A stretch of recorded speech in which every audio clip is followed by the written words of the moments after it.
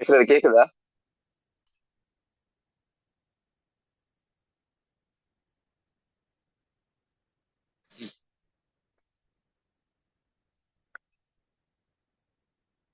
Response பண்ணுங்க. திவ்யா, நான் பேசுறது கேக்குதா?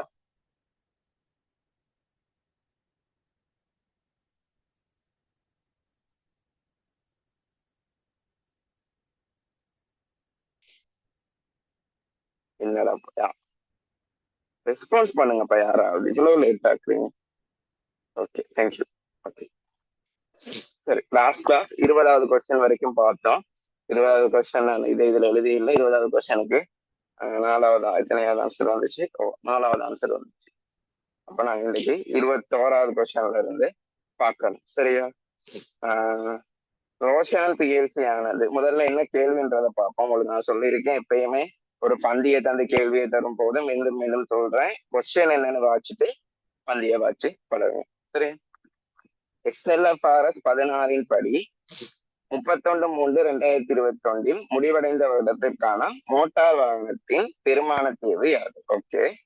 ரோசான் பிஎல்சி ஆனது, இப்ப வாசிப்போம் பந்திய. ரோசான் பிஎல்சி ஆனது 1/4/2020 4 வருட காலப்பகுதிக்கு மோட்டார் வாகனம் ஒன்றின் பாவனை உரிமையை பெற்றுக் கொள்வதற்கான குத்தகை உடன்படிக்கை ஒன்றை செய்ததாம். இத்தகையில் ஆரம்ப வைப்பாக 1500 15 லட்சம் செலுத்தப்பட்டது. இத்தகையின் குத்தகை பொறுப்பின் ஆரம்ப மதிப்பீடாக 3500 காணப்பட்டது. அதாவது 35 லட்சம் காணப்பட்டது. குத்தகை உடன்படிக்கையின்படி சொத்தின் சட்ட ரீதியான உடைமையானது குத்தகை இறுதியில் ரோசான் பிஎல்சிக்கு மாற்றப்படுகின்றது. மோட்டார் வாகனத்தின் பயன்தர ஆயுட்காலம் 5 வருடம். சரியா? அழகா பாருங்க. முதல்ல நாங்க பெருமானத்தை காணணும்னா இப்ப நான் குத்தகைக்கு எடுத்த சொத்தினுடைய சொத்து பாவனை உரிமை, அந்த சொத்து பாவனை உரிமையை கண்டுபிடிக்கணும். குத்தகைக்கு எடுத்த சொத்தினுடைய சொத்து பாவனை உரிமையை நாங்க கண்டுபிடிக்கணும். சிம்பிள் விஷயம். குத்தகைக்கு எடுத்த சொத்தினுடைய சொத்து பாவனை உரிமையை கண்டுபிடிக்கிறதுக்கு 3 கிரயம் தான் இன்க்ளூட் ஆக போகுது. ஒன்று ஆரம்ப கொடுப்பனவு. ஆரம்ப கொடுப்பனவு உங்களுக்கு தெரிஞ்ச வாசையில சொல்லணும்னா டவுன் பேமெண்ட். நாங்க முன்னுக்கு ஒரு பேமெண்ட்டை கொடுத்து தானே இந்த லீஸுக்கெல்லாம் சாமான் எடுக்கிறது, உங்களுக்கே தெரியும் தானே. அப்ப அந்த ஆரம்ப கொடுப்பனவு. அதை விட்டு நேர்கிரயம். ஆரம்ப கொடுப்பனவு அடுத்தது நேருக்கு முதல்ல அப்படி செய்வோம். ஓடரா சொன்ன உங்களுக்கு விளங்கும்னா அடுத்தது ஆரம்ப கொடுப்பனவோட, இப்ப உதாரணத்துக்கு ஆரம்பம் ஒரு கொடுப்பனவு செஞ்சிருந்தாலும் மிச்சத்தை கடனாத்தனை வரும். ஆரம்பம் ஒரு கொடுப்பனவு நாங்க செஞ்சிருந்தாலும், ஒரு நிமிஷம் வரேன், ஒரு நிமிஷம் பண்ணிவிட்டேன்.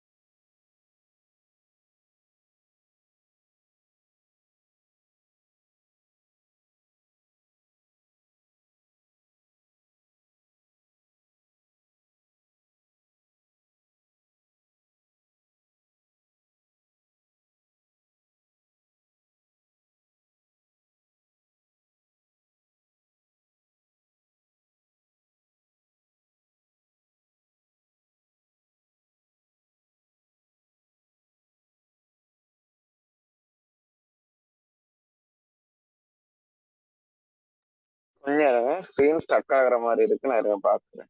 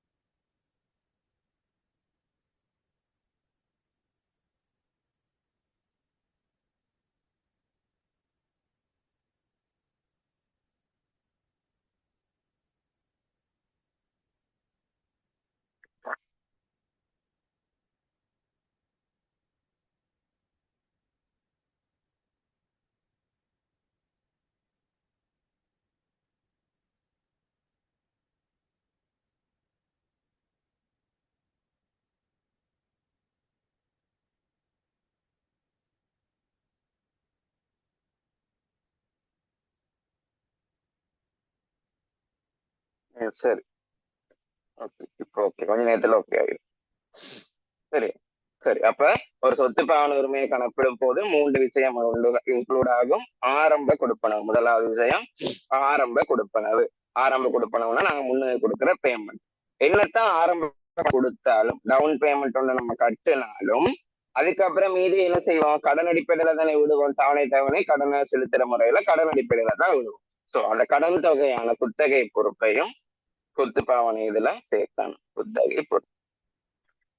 இப்ப இந்த ஆரம்ப கொடுப்பனவு செய்து அப்புறம் மீதிய கடன் அடிப்படையில ஒப்பந்தம் எல்லாம் போட்டுட்டு நம்ம அந்த சொத்து பாவன உரிமையுடைய அந்த குத்தகை சொத்தை கொள்வனவு செஞ்ச அப்புறம் அன்றைய காலப்பகுதியில் அந்த அன்றைய தினமே நாங்க என்ன செய்வோம்னா நேர்கிரியம்னு செய்வோம். அந்த நேர்கிரியம்னு சொல்றது என்னன்னா, மேலும் அந்த சொத்து எங்களுக்கு நோமலா அந்த சொத்து இருந்ததை விட அதிகமான பயனை தரக்கூடிய வகையில ஏதாவது ஒரு டெவலப்மெண்ட் செய்யறது. இப்ப உதாரணத்துக்கு ஒரு ஒரு லொரி ஒண்ணு வாங்குனீங்கன்னு வைங்களேன். அந்த லொரி வந்து நீங்க வாங்குற பர்பஸ் வந்து உங்களோட ஒரு நிறுவனம் பழங்களை விற்கிற நிறுவனமோ இல்லாட்ட ஒரு காய்கறிகளை இது பண்ற நிறுவனமா இருந்தா உங்களோட அதுகள்ல உங்களோட சாமான எல்லாம் தம்புள்ள மாதிரி இடங்கள்ல இருந்து கொண்டு வர்றதுக்கு தான் இது பண்றீங்கன்னு வைங்களேன். அப்ப அது ஒரு ஃப்ரெஷ்ஷோட கீப் அப் பண்றதுக்காக இப்ப அந்த லொரியில கூலிங் சிஸ்டம் நீங்க செய்யணும்.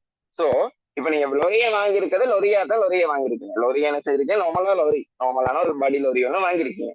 பட் அந்த லொரியில கூலிங் சிஸ்டம் செட் பண்ணணும்னா நீங்க தான் செட் பண்ணணும். பட் அந்த கூலிங் சிஸ்டம் செட் பண்றது மூலமா என்ன செய்யுது, நார்மலா அந்த லொரி கூலிங் சிஸ்டம் செட் பண்ணாட்டி என்னத்த பயனை தருமோ அதே விட அதிகமான பயனை தரும். அப்ப நம்ம செய்யற செலவு வந்து அந்த செலவை செய்யாட்டி தார பயனை விட அந்த செலவை செய்யறதுனால அந்த சொத்து தார பயன் அதிகமா இருக்கணும். பொருளாதார நன்மை அதிகமா இருக்கணும். அந்த மாதிரி செலவுகளை தான் சொல்றது நேரு கிரயம். சரி, உதாரணம் ஒன்று சொல்லியிருக்கேன், விளங்கணும்னு நினைக்கிறேன். அப்ப அந்த மாதிரி ஏதாவது இல்லாட்டி எதுவும் ஃபிட்டிங்ஸ் எதுவும் சேர்க்கிறது புதுசா அதுகளை தான் நேர்கிரியம்னு சொல்றேன். இந்த மாதிரி செலவுகள் காணப்ப இந்த மாதிரி மூன்று விஷயத்தை இருந்தா சொத்து பாவனை உரிமை கணக்கீட்டுக்கு சேர்க்கணும். அப்ப பெருமான தேவைக்கான நமக்கு சொத்து பாவனை உரிமை தேவை. அப்ப சொத்து பாவனை உரிமை காண்றதுக்கு இப்ப போடுவோம். ஆரம்ப கொடுப்பனவு தெரியும் 1500 3 சைவர் வெட்டி இல்ல 3 சைவர் வெட்ட 1500 3 சைவர். குத்தகை பொறுப்பு தெரியும் 3500 3 சைவர் தெரியும்.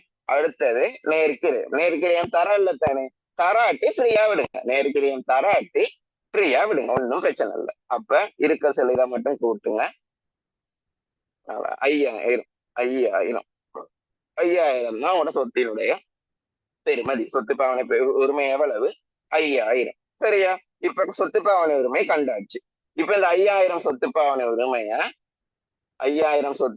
உரிமைய குத்தகை காலம் அன்றே பயன் தர ஆயுட்காலம், குத்தகை காலம் அன்றே பயன் தர ஆயுட்காலத்தால பிரிச்சா நமக்கு பெருமானத்தையே வரும். உங்களுக்கு உங்களை பெருமானத்தையே பார்க்க தெரியும் தானே, பயன் தர ஆயுட்காலங்களால பிரிச்செல்லாம் பெருமானத்தையே பார்த்திருக்கோம். பட் இந்த குத்தகை கணக்குல மட்டும் குத்தகை காலம் மற்றும் பயன் தர ஆயுட்காலம்னு நாங்க ரெண்டுல ஏதாவது ஒண்ணு எடுப்போம். இப்ப இந்த இடத்துல நம்ம குத்தகை காலம்னு ஒரு 4 வருட காலப்பகுதி காணப்படுது, பயன் தர ஆயுட்காலம்னு ஒரு 4 வருட 5 வருட காலப்பகுதி காணப்படுது. குத்தகை காலத்தால பிரிப்போமா பயன் தர ஆயுட்காலத்தால பிரிப்போமா கேள்விக்கு சிம்பிள் பதில், கேள்விக்கான சிம்பிள் பதில் குத்தகை காலமா பயன் தர ஆயுட்காலமான கேள்விக்கான சிம்பிள் பதில் என்னன்னா, நீங்க குத்தகைக்கு எடுத்த சொத்தை உங்களுக்குன்னு ஒரு குத்தகை காலம் இருக்கு தானே, அந்த குத்தகை காலம் முடியல. 4 வருடமோ 5 வருடமோ 6 வருடமோன்னு உங்களுக்கு ஒரு குத்தகை காலம் காணப்படுது. அந்த குத்தகை கால முடிவுல நீங்க குத்தகைக்கு எடுத்த சொத்தை உங்களோட நிறுவனத்துக்கு சொந்தமாகுமா இருந்தா, நீங்க குத்தகைக்கு எடுத்த சொத்து உங்களோட நிறுவனத்துக்கே சொந்தமாக இருந்தா, அதாவது எங்களோட நிறுவனத்துக்கே சொந்தமாகுமா இருந்தா பயன் தரு ஆயுட்காலத்துக்கு நாங்க பெருமானத்தை விடலாம்.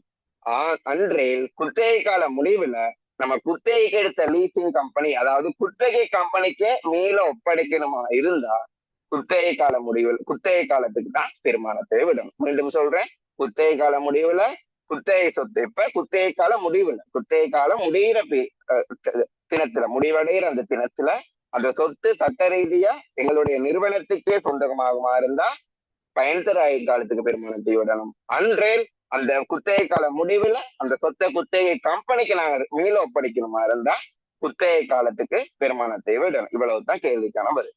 அப்ப இப்ப எங்களுக்கு தேவை இது, இந்த சொத்து குத்தகை கால முடிவுல எங்களுக்கு சொந்தமாகுதா இல்லாட்டி நாங்க லீசிங் கம்பெனி குத்தகை கம்பெனிக்கு மீள ஒப்படைக்கணுமான்றதுதான். இது சொல்லியிருக்கு. சொட்டின் சட்ட ரீதியான உடைமையானது குத்தகையின் இறுதியில் ரோசான் பிஎல்சிக்கு மாற்றப்படுகின்றது. ரோசான் பிஎல்சி யாரு? நாங்க கணக்கு செய்யற நிறுவனம். அப்ப அந்த நிறுவனக்கே மாற்றப்படுது. அப்ப நிறுவனத்துக்கே சொந்தமாகுதுன்னா என்னது? பயன் தர ஆயுட்காலத்துக்கு தான் பெருமான தேர்வு விடணும். ஆகவே நம்ம எதால பிரிக்கணும்னு கேட்டா 5ஆல பிரிக்கணும். ஏன்னா 5 தான் பயன் தர ஆயுட்காலம். அப்ப உங்களுடைய பெருமான தேர்வு 1000 10 லட்சமாக காணப்படும். சரி, அப்ப 21வது உங்களுக்கு 4வது விடு. 21வது உங்களுக்கு 4வது விடு. 21 உங்களுக்கு 4வது விடு. சரி, இனி குழப்பம்? ஓகேயா?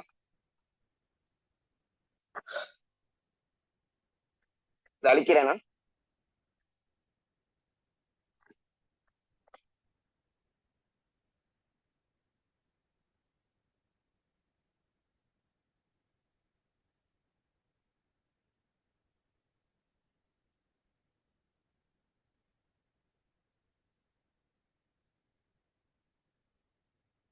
அழிக்கிறேன்.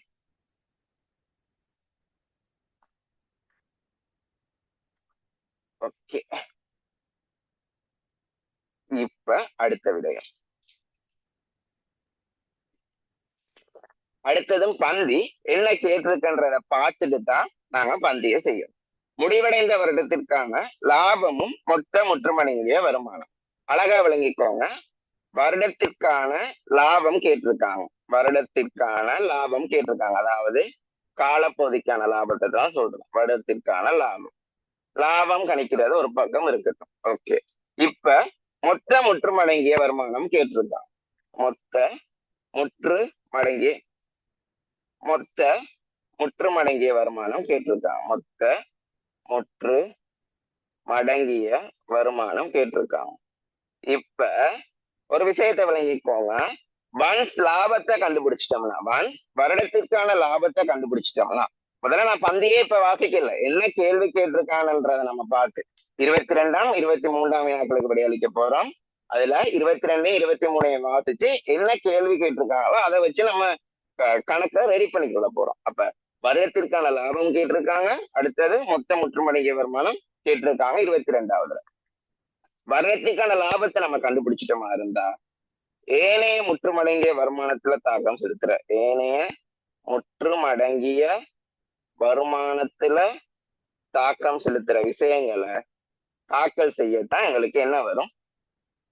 மொத்த முற்றுமடங்கிய வருமானம் வருவார். மொத்த முற்றுமடங்கிய வருமானம் வருவார். சரி, அதை எவ்வளவு இயக்கோங்க. அப்ப இப்படி ரெடி பண்ணிக்கோங்க. வருடத்துக்கான லாபத்தை கண்டுபிடிக்கிறதுக்கான ஒரு வழியை தந்திருப்பாங்க தானே, அதை கண்டுபிடிக்க ஏனைய முற்றுமடங்கிய வருமானத்தில் உள்ள தாக்கங்களை செய்யத்தான் இந்த மொத்த முற்றுமடங்கிய வருமானம் வரப்போற, அது உறுதி. அடுத்தது நிறுத்தி வைத்த லாபம் கேட்டிருக்காங்க. நிறுத்தி வைத்த லாபம், நிறுத்தி வைத்த லாபம். சரி, அடுத்தது உரிமையாண்மை கேட்டிருக்காங்க. உரிமையாண்மை கேட்டிருக்காங்க. எல்லாம் ரெடி பண்ணணும். உரிமையாண்மைன்றது என்ன? ஒரு கம்பெனியினுடைய உரிமையாண்மை எவ்வாறு காணப்படும்? கூறப்பட்ட மூலதனம் காணப்படும். அதோட ஒதுக்கங்களை சேர்த்தோம்னா மூன்றே 3 ஒதுக்கம் தான் இருக்க போகுது நமக்கு சிலபஸ்ல. அவ்வளவுதான் இருக்கு நமக்கு. நிறுத்தி வைத்த வருவாய், பொது ஒதுக்கம், மேல் மதிப்பீட்டு ஒதுக்கம். இந்த இது இவ்வளவு இருந்துச்சுன்னா உரிமையாண்மை வந்தது. ஏதாவது இல்லைன்னா அதை போடாம விட வேண்டியது. இப்ப கொஸ்டினை நம்ம ரெடி பண்ணியாச்சு. இவ்வளவுதான் வேலை. சரியா? இப்ப வாசிப்போம். 1/4/2020 சமந்தா பிஎல்சியின் கூறப்பட்ட சாதாரண பங்கு மூலதனமும் நிறுத்தி வைத்த வருவாயும் முறையே. அதாவது ஆரம்ப கூறப்பட்ட சாதாரண பங்கு மூலதனமும் நிறுத்தி வைத்த வருவாயும் முறையே தந்திருக்காங்க. ஆரம்ப கூறப்பட்ட மூலதனம் 8000, ஆரம்ப நிறுத்தி வைத்த வருவாய் 2000. சரியா? நிறுத்தி வைத்த வருவாய கொஞ்சம் மேல போடுறேன். அதுக்கான ஒர்க்கிங்ஸ் எதுவும் செய்ய வேண்டி வருதோ தெரியா? நிறுத்தி வைத்த வருவாய். சரி, ஓகே. நிறுத்தி வைத்த வருவாய் ஆரம்ப மீதி 2000. சரி, அதுல ஆரம்ப மீதி 2000 போட்டுக்கொள்வோமே. ஆரம்ப மீதி 2000. 31/3 முடிவடைந்த வருடத்திற்கான இக்கம்பெனியில் காணப்பட்ட மொத்த வருமானமும் மொத்த செலவு முறை, மொத்த வருமானம் 3000, மொத்த செலவு 1800 இருந்தது. இவ்வருடத்திற்கான இனம் காணப்பட்ட மொத்த செலவுகளானவை இயந்திரத்தை இரண்டாவது தடவையாக மேல் மதிப்பீடு செய்த பொழுது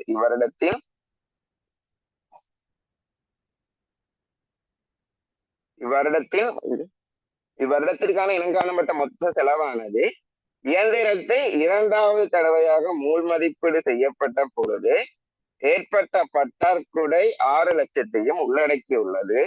இயந்திரம் 31/3/2018 முதல் தடவையாக மீள் மதிப்பீடு செய்யப்பட்ட போது 4 லட்சம் மிகை ஒன்று ஏற்பட்டிருந்தது. ஓகே, நடப்பாண்டு காலத்தில் இருக்கிறது. சரி, முதல்ல நம்ம ஒரு பந்தியா விஷயத்த முடிப்போம். இதுல பாருங்க, மொத்த வருமானமும் மொத்த செலவும் தந்திருக்காங்க. ஒரு விஷயம் தெரிஞ்சுக்கோங்க, மொத்த வருமானத்துல இருந்து மொத்த செலவை நமக்கு கழிச்சோம். மொத்த வருமானத்துல இருந்து மொத்த செலவை கழிச்சோம் எங்களுக்கு வாரது மொத்த முற்றுமடங்கிய வருமானம். மொத்த வருமானத்திலிருந்து நமக்கு மொத்த செலவை கழிச்சா, மொத்த வருமானத்திலிருந்து மொத்த செலவை கழிச்சா நமக்கு வாரது மொத்த முற்றுமடங்கிய வருமானம். எவ்வளவு?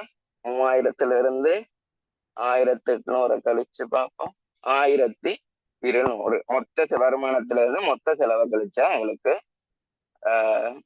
மொத்த முற்றுமடங்கிய வருமானம்.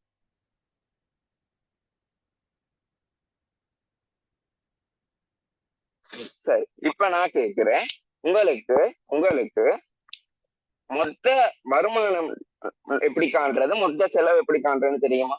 மொத்த வருமானம் எப்படி காண்றது, மொத்த செலவு எப்படி காண்றதுன்னு தெரியுமா?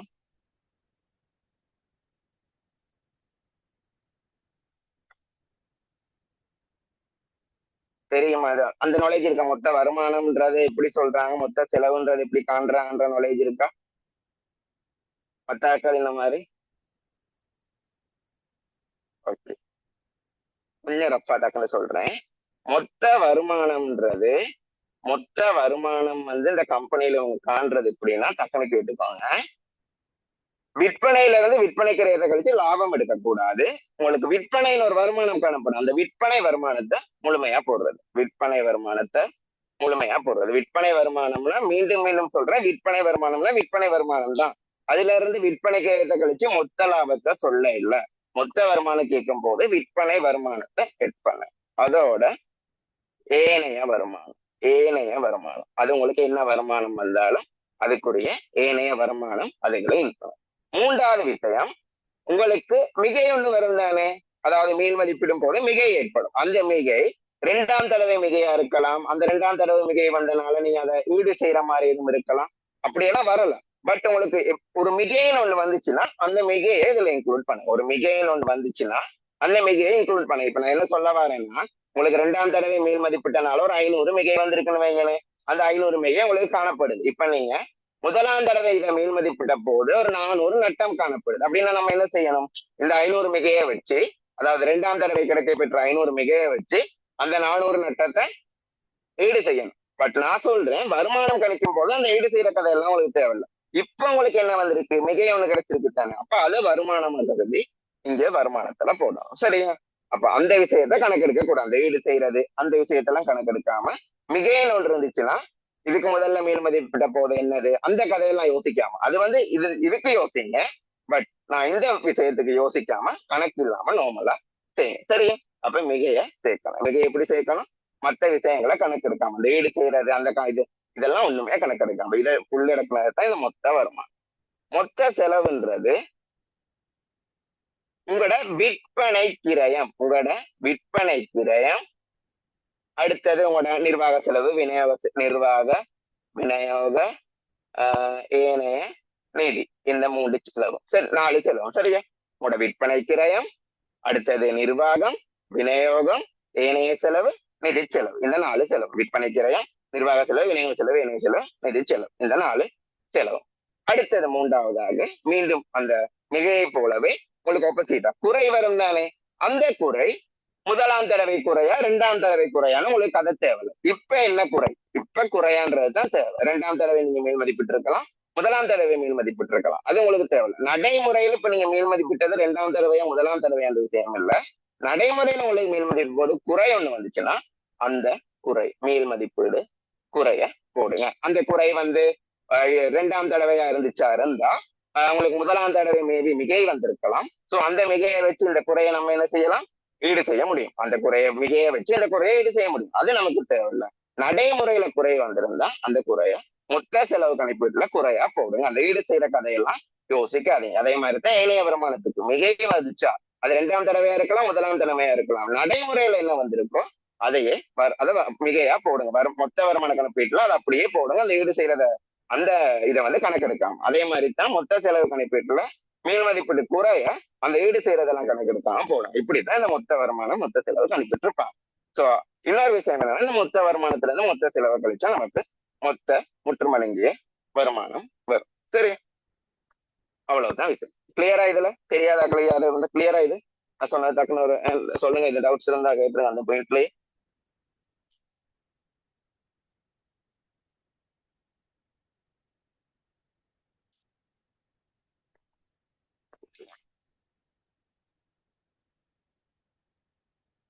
ஓகேயா? விளங்கிட்டுலாம் அனலைஸ் பண்ணி பழகுங்க. விலங்கெல்லாம் சொல்லுங்க. அப்பதான் எனக்கு தெரியும் என்ன தெரியுங்க. ஆக்டிவா இருக்கீங்க எல்லாரும்.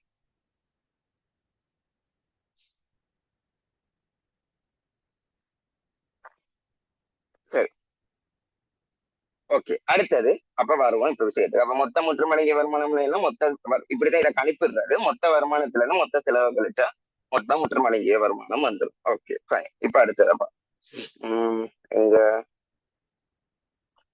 இப்ப இந்த மொத்த செலவுல என்ன உள்ளடங்கி இருக்குன்னா, இயந்திரத்தை 2வது தடவை மீள் மதிப்பீடு செய்யப்பட்ட பொழுது ஏற்பட்ட பற்றாக்குறை 6 லட்சத்தையும் உள்ளடக்கியுள்ளன. இயந்திரத்தை 2ஆம் தடவையாக மீள் மதிப்பீடு செய்யப்பட்ட பொழுது ஏற்பட்ட பற்றாக்குறை 6 லட்சத்தையும் உள்ளடக்கியுள்ளதா. நான் சொன்னேன் தானே, 2ஆம் தடவை மீள் மதிப்பீடு போது ஏன்னா சொல்லியிருக்காங்க பாருங்க, இந்த இயந்திரத்தை அதே இயந்திரத்தை முதலாம் தடவை மீள் மதிப்பிட்ட போது 4 லட்சம் மிக இருக்கு.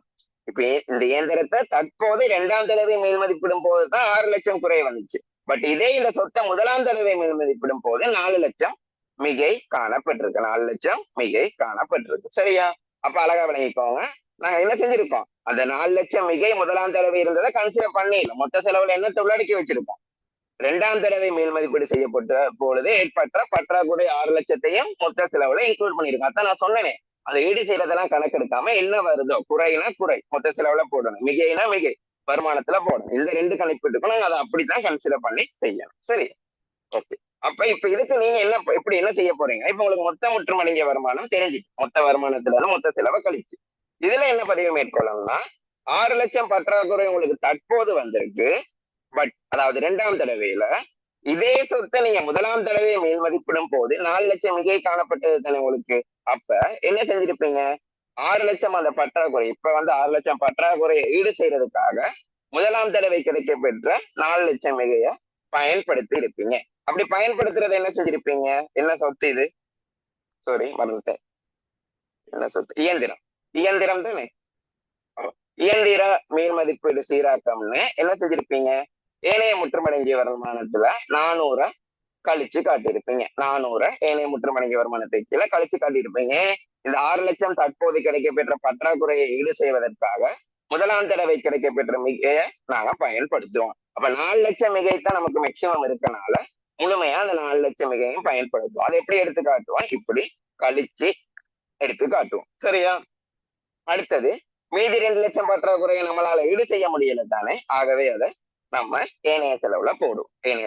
இந்த இடத்துல ஏனைய செலவுல போடுறதுக்கு நமக்கு ஏனைய செலவுக்கு ஸ்பேஸ் இல்லை. ஏன்னா இதுக்கு முன்னுக்கு தான் ஏனைய செலவுன்ற விஷயம் எல்லாம் வரும்.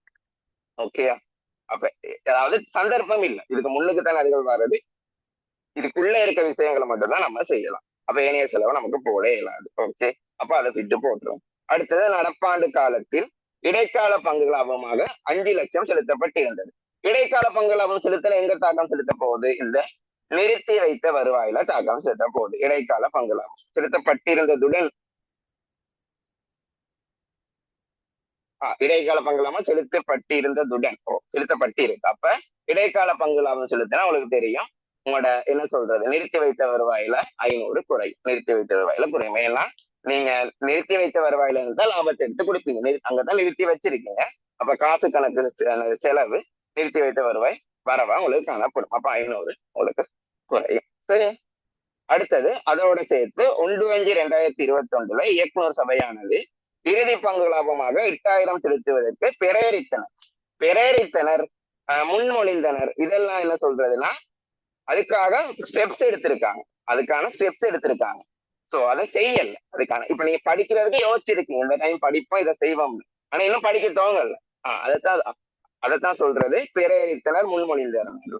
இடைக்கால பங்கு லாபத்தை பிறங்க முன்மொழிங்கன்னு சொல்லி இருக்காங்க, பட் இன்னும் அதை செய்யல. சோ அதுகளை நாங்க நிறுத்தி வைத்த வருவாயில தாக்கம் செலுத்த இயலாது. இந்த மாதிரி விஷயங்கள் கம்பெனில குறிப்பு வடிவில் இதையே நீங்க திருப்பி எழுதி காட்டுனீங்கன்னா சரி. இயக்குனர் சபையானது இறுதி பங்கு லாபத்தை இப்படி பிரேரித்திருக்காங்கன்னு எழுதி காட்டினீங்கன்னா சரி, அது எப்பயுமே தாக்கம் செலுத்தாது. பிரேரித்தன முன்மொழிந்தர்களும் தாக்கம் செலுத்தாது. சரியா? ஓகே, அப்ப இவ்வளவுதான். இப்ப விஷயத்த முடிப்போம். பாருங்க, மொத்த முற்றுமடங்கிய வருமானம் தெரியும், ஏனைய முற்றுமடங்கிய வருமானத்துல வந்த தாக்கமும் தெரியும். அப்ப வருடத்திற்கான லாபம் என்னவா இருந்திருக்கும் உங்களுக்கு? 1200 400. வேறொரு தாக்கம் உங்களுக்கு காணப்படலையே. 1200 1600. அவ்வளவுதான் உங்களுக்கு தாக்கம். அடுத்தது காலப்பகுதிக்கான லாபத்தை கண்டுபிடிச்சது. எப்படி கண்டுபிடிச்சோம்? மொத்த முற்றுமடங்கிய வருமானம் எப்படி பாக்குறது? மொத்த வருமானத்திலிருந்து மொத்த செலவை கழிச்சு ஏனைய முற்றுமடங்கிய வருமானத்தில் உள்ள தாக்கம் தெரிஞ்சிருச்சு. ஸோ ரிவர்ஸ்ல பார்த்த மாதிரி இருந்தா காலப்பகுதிக்கான லாபம் 1600 இருந்திருக்கும். இந்த காலப்பகுதிக்கான லாபம் எங்க வரும்? நிறுத்தி வைத்த வருவாயில கூட்டுப்படும். அப்ப நிறுத்தி வைத்த வருவாய் இப்ப பார்த்த மாதிரி இருந்தா 2000 மைனஸ் 500 பிளஸ் 3100 நம்ம 3100. அதோட அவ்வளவுதான் விஷயம். சரியா? இப்ப வருடத்திற்கான லாபம் தெரிஞ்சிட்டு மொத்த முற்றுமடங்கிய வருமானம் தெரிஞ்சிட்டு, அப்ப 22வது விட என்ன? 1600 1200 வர விட என்ன? 4ஆம் விடை. அப்ப 22க்கு 4வது விடை. 22க்கு 4வது விடை. 23க்கு பார்ப்போம்.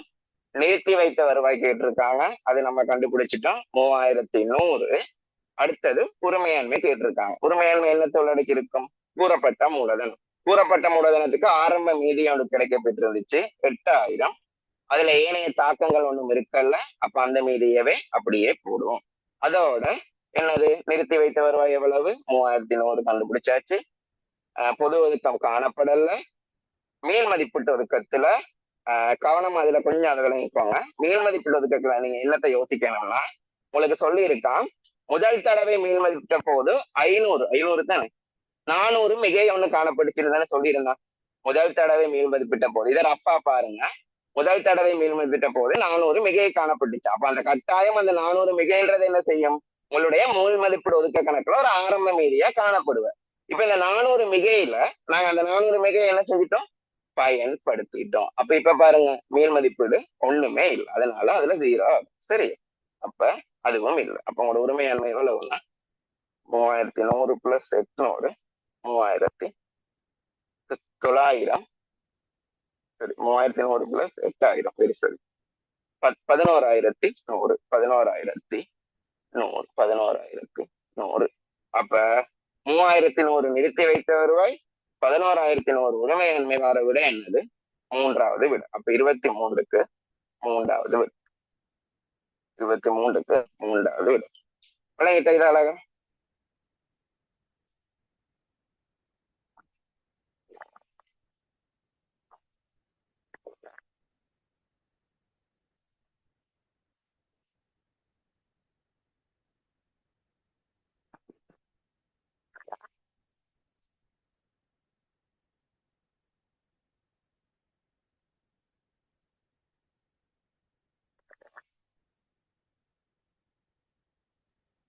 மத்தாக்கள் என்ன மாதிரி டக்குனு சொல்லுங்க, விளங்கிட்ட இது?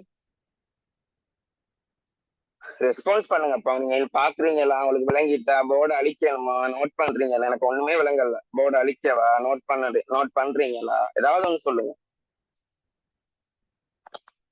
காலம் காத்தாலும் எரிச்சப்படுத்தாதீங்க.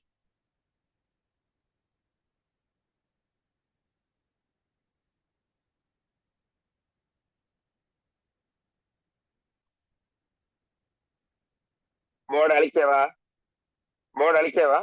எது நோட் பண்றீங்களான்னு சொல்லுங்க. எதாவது போர்டுல எழுதி இருந்ததை நோட் பண்ணணும்னா சொல்லுங்க, ஒரு 2 மினிட்ஸ் தருவேன். அதுக்கு தான் கேட்கிறேன். அழிக்கவா?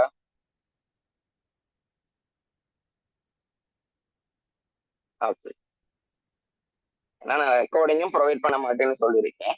ரெக்கார்டிங் ப்ரொவைட் பண்ணா சரி, உங்களுக்கு பார்த்துக்கொள்ளலாம். பட் நான் ரெக்கார்டிங் ப்ரொவைட் பண்ண மாட்டேன் இந்த கிளாஸுக்கு. ஆயிஷு.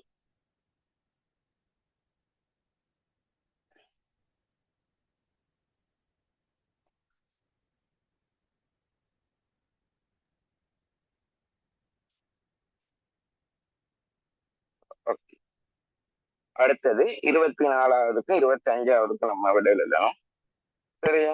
அப்ப அதுவும் அப்படித்தான். பந்திய வாசிக்கும் போது நம்ம என்ன கேள்வின்றத வாசிப்போம். 24 பங்கொன்றின் உழைப்பு. திசான் கம்பெனியில பங்கொன்றின் உழைப்பு கேட்டிருக்காங்க. பங்கொன்றின் உழைப்பு கேட்டிருக்காங்க. சரியா? இப்ப உங்களுக்கு முதலீட்டு விகிதத்துல பங்கொன்றின் உழைப்பு பாத்தீங்களா இருந்தா, பங்கொன்றின் உழைப்புன்னு சொல்றது காலப்பகுதிக்கான லாபத்தை, காலப்பகுதிக்கான, அதாவது காலப்பகுதிக்கான லாபம்னு ஒரு லாபம் கிடைக்கப்பெறும்.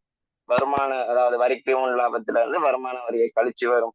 அந்த காலப்பகுதிக்கான லாபத்தை உங்களோட கூறப்பட்ட மூலதனங்களின் எண்ணிக்கை, மூலதன பங்குகளின் எண்ணிக்கை,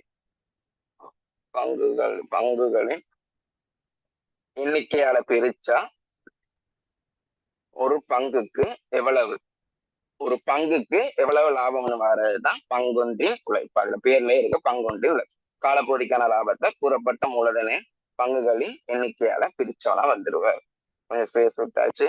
இங்கே பங்கொன்றின் என்ன கேட்டிருக்கு, பங்கொன்றின் பங்கு லாபம்ன்றவர் யாருன்னா, பங்கொன்றின் பங்கு லாபம்ன்றவர் யாருன்னா உங்களோட செலுத்திய பங்கு லாபம்னு சொல்லுவோம். இடைக்கால பங்கு லாபம் செலுத்தப்பட்டது. அந்த செலுத்திய பங்கு லாபத்தை, அந்த செலுத்திய பங்கு லாபத்தை நம்ம அதே கூறப்பட்ட பங்குகளின் எண்ணிக்கையால பிரிச்சா, அதே கூறப்பட்ட மூலதன பங்குகளின் எண்ணிக்கையால பிரிச்சா வந்துடுவார் பங்கொன்றின் லாபம். நாங்க செலுத்துற பங்கு லாபத்தை. அவ்வளவுதான் இந்த முதலீட்டு விகிதத்துல இருக்கு. பங்கொன்றின் உழைப்ப காலப்பகுதிக்கான லாபத்துல இருந்து கூறப்பட்ட பங்குகளின் எண்ணிக்கையால பிரிச்சா பங்கொன்றின் உழைப்பு வருவாரு. பங்கொன்றின் பங்கு லாபம்ன்றது செலுத்திய பங்கு லாபத்தை கூறப்பட்ட பங்குகளின் எண்ணிக்கையால பிரிச்சா பங்கொன்றின் பங்கு லாபம் வந்துடுவார். உரிமையாண்மை திரும்பல் விகிதம். உரிமையாண்மை திரும்பல் விகிதம். காலப்பகுதிக்கான லாபத்தை, காலப்பகுதிக்கான லாபம் உரிமையாண்மை மூலதனம். உரிமையாண்மைன்னு சொல்றது உங்களோட என்னென்ன உள்ளடக்கி இருக்கணும்.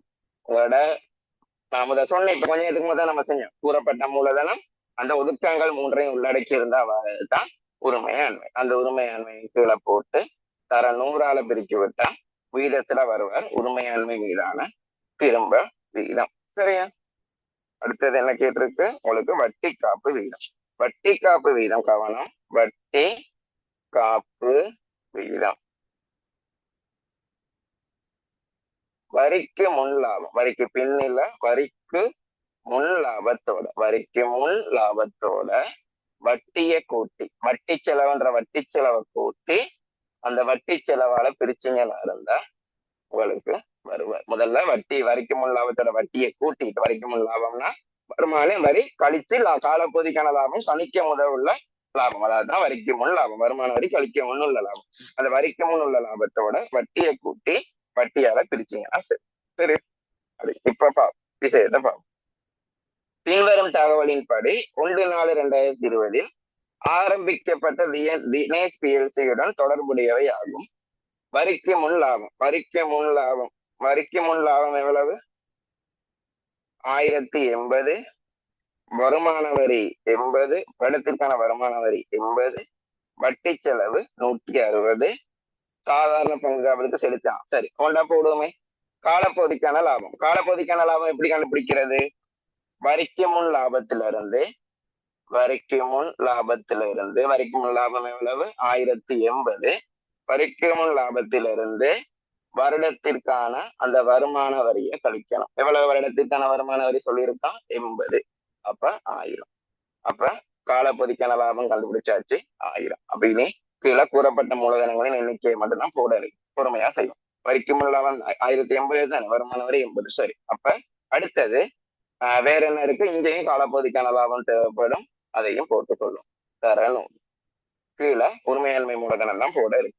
செலுத்திய பங்கு லாபம். செலுத்திய பங்கு லாபம் எவ்வளவு கீழே சொல்லியிருக்காங்க. சாதாரண பங்களுக்கு செலுத்திய பங்கு லாபம் 3 லட்சம். செலுத்திய பங்கு லாபம் 300 3 இல்ல, நான் 3 சேர் வெட்டி தானே செய்யறேன், இப்ப 300.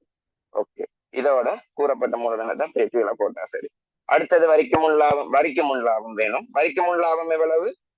1080. வரிக்கு முன் லாபம் 1080. வட்டி செலவு எவ்வளவுன்னு சொல்லியிருக்காங்க? 160ன்னு சொல்லியிருக்காங்க. அப்ப வட்டி செலவு 160 சமன்பாடுல மாதிரி செய்யறேன். 160ஆல பிரிக்கிறேன். அப்ப சரி, வட்டி காப்பு விகிதம் இப்ப உடனே ஆன்சர் வர போகுது. 1080 பிளஸ் 160 பிரித்தல் 160, 7.75 7.75 வட்டி காப்பு விகிதம். அடுத்தது கூறப்பட்ட சாதாரண பங்குகள் 10,000. கூறப்பட்ட சாதாரண பங்குகள் 10,000. இங்க நிறுத்தி வைத்த 10,000 ஒவ்வொரு பங்கும் 20 ரூபாய். கூறப்பட்ட சாதாரண பங்கு லாபம் 10,000, ஒவ்வொரு பங்கும் 20 ரூபாய்னா எத்தனை பங்கு காணப்படுது? எல்லாம் 3 சேர் வெட்டி செய்யறதுனால 3 சேவரிலேயே விஷயத்தை முடிப்போம். ஒவ்வொரு பங்கும் கூறப்பட்ட சாதாரண மூலதனம் 10,000, ஒவ்வொரு பங்கும் 20ன்னா எவ்வளவுக்கு பங்குகள் காணப்படுதுன்னு பார்க்க என்ன செய்யணும்? பிரிக்கணும். சரி, அப்ப 500 பங்குகள் உங்களுக்கு காணப்படுது. 500 பங்குகள் உங்களுக்கு காணப்படுது. அப்ப கூறப்பட்ட மூலதனத்தால எண்ணிக்கையால பிரிக்கிறோம்னா 500. அப்ப பங்கொன்றின் உழைப்பு 2 ரூபாய். இதை 500ஆல பிரிக்கிறோம்னா எவ்வளவு? சமன் 300 பிரித்தல் 500. பங்கொன்றின் உழைப்பு பங்கொன்றின் பங்கு லாபம் 0.6. இங்க உரிமையாண்மை மூலதனம் தானே வேணும். ஒரு உரிமையாண்மைன்றது உங்களுக்கு என்னன்னு சொல்லியிருக்கேன்? கூறப்பட்ட மூலதனம். கூறப்பட்ட மூலதனம் எவ்வளவு? 10,000. அதோட நிறுத்தி வைத்த வருவாய். நிறுத்தி வைத்த வருவாய் கவனமா இருங்க. நிறுத்தி வைத்த வருவாயில உங்களோட காலப்பகுதிக்கான லாபத்தை எல்லாம் சேர்க்க விடாதீங்க. ரீசன் என்னன்னா, நிதியாண்டு இறுதியினுடைய நிறுத்தி வைத்த வருவாய் தான் உங்களுக்கு தந்திருக்காங்க. அதனால இந்த வருடத்தினுடைய காலப்பகுதிக்கான லாபம் அதெல்லாம் சேர்க்கப்பட்டு இருக்கும். அப்ப அதை நீங்க கன்ஃபியூஸ் பண்ணிக்கொண்டு நிறுத்தி வைத்த வருவாயில காலப்பகுதிக்கான லாபம் எல்லாம் சேர்க்க போயிடாதீங்க. அது ஆரம்ப நிறுத்தி வைத்த வருவாய் இல்ல, இறுதி நிறுத்தி வைத்த வருவாய் தான் தந்திருக்காங்க. அப்ப அதனால அதை கவலைப்பட தேவையில்லை. அடுத்தது நிறுத்தி வைத்த வருவாய் 700 சேர்க்கணும். இதை விட்டு நமக்கு என்ன இருக்கு? மேல் மதிப்பீடு ஒதுக்கம் இருக்கு, பொது ஒதுக்கம் இருக்கு, உரிமையாண்மை கணிப்பீட்டுக்கு. பட் இந்த இடத்துல மேல் மதிப்பீடு ஒதுக்கமும் தேவையில்லை, பொது ஒதுக்கமும் தந்தில்லை நமக்கு. அப்ப ஒண்ணும் செய்ய இயலாது. சோ உங்களோட உரிமையாண்மை 10,700. அப்ப அந்த 10,700 இங்க போட்டுக்கோ. அப்ப நம்மளோட ஆன்சர்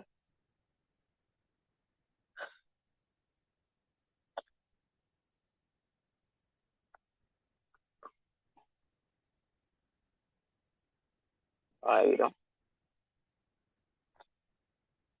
9.3 வீதம். 9.34 வீதம். சரியா? இவ்வளவுதான் ஆன்சர். இவ்வளவுதான் அப்ளை பண்ற வேலை. இதுக்குதான் நான் சொன்னேன், பந்திய வாசிக்கும் போது சமன்பாடுகளை இப்படி போட்டுருங்க. பட்டன்னு அப்ளை பண்ண வேண்டியது. 24வது கேள்வி. பங்கொன்றின் உழைப்பு 2, பங்கொன்றின் பங்கு லாபம் 0.6. உள்ள விடை என்ன? 2 0.6 உள்ள விடை என்ன? மூன்றாவது விடை. ஆகவே 24க்கு 3வது விடை.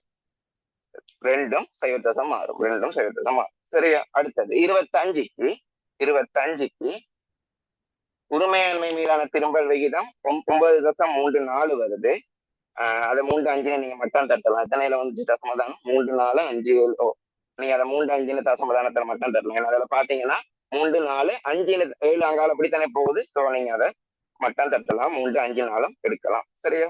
அப்ப 9.35 இல்லாட்டி அடுத்தது வட்டி காப்பு விகிதம்ன்றது 7.75 வார விட என்ன? வட்டி காப்பு விகிதம் 7.75 வார விட 25க்கு 3வது விட. 25க்கு 3வது விட. சரியா? அவ்வளவுதான் விஷயம். இதுல எதாவது நோட் பண்ண இருக்கா? ஓகேயா?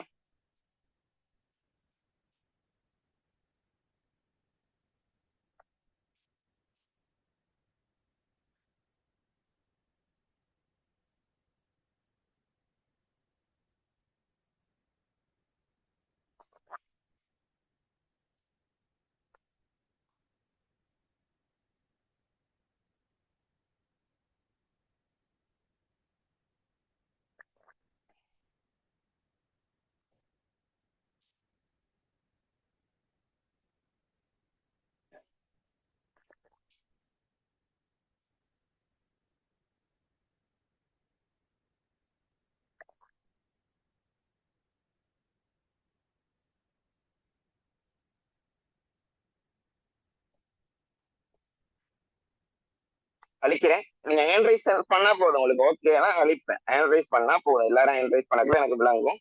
இவங்க ஓகே எழுதிட்டாங்க அப்படின்னு. லிவியாவை தவிர யாரும் ஒழுங்கா ரெஸ்பான்ஸ் பண்றீங்கன்னா மத்த சில பேர் ரெண்டு ரெண்டு பேர் தான் பண்றீங்க. மத்தாக்களுக்கு என்ன பிரச்சனை? தெரியாதா என்ன? அது விளங்கல எனக்கு.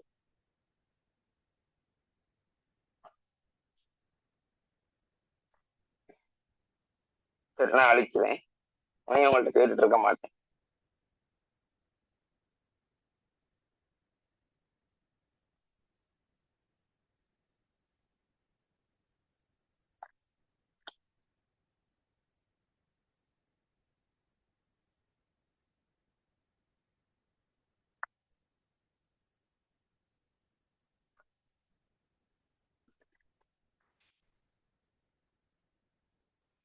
சரி, 26வது கிரைய வகைப்படுத்தலுக்கு தொடர்புடைய பின்வரும் கூற்றுக்களில் எவை சரியானதுன்னு கேட்டிருக்கா.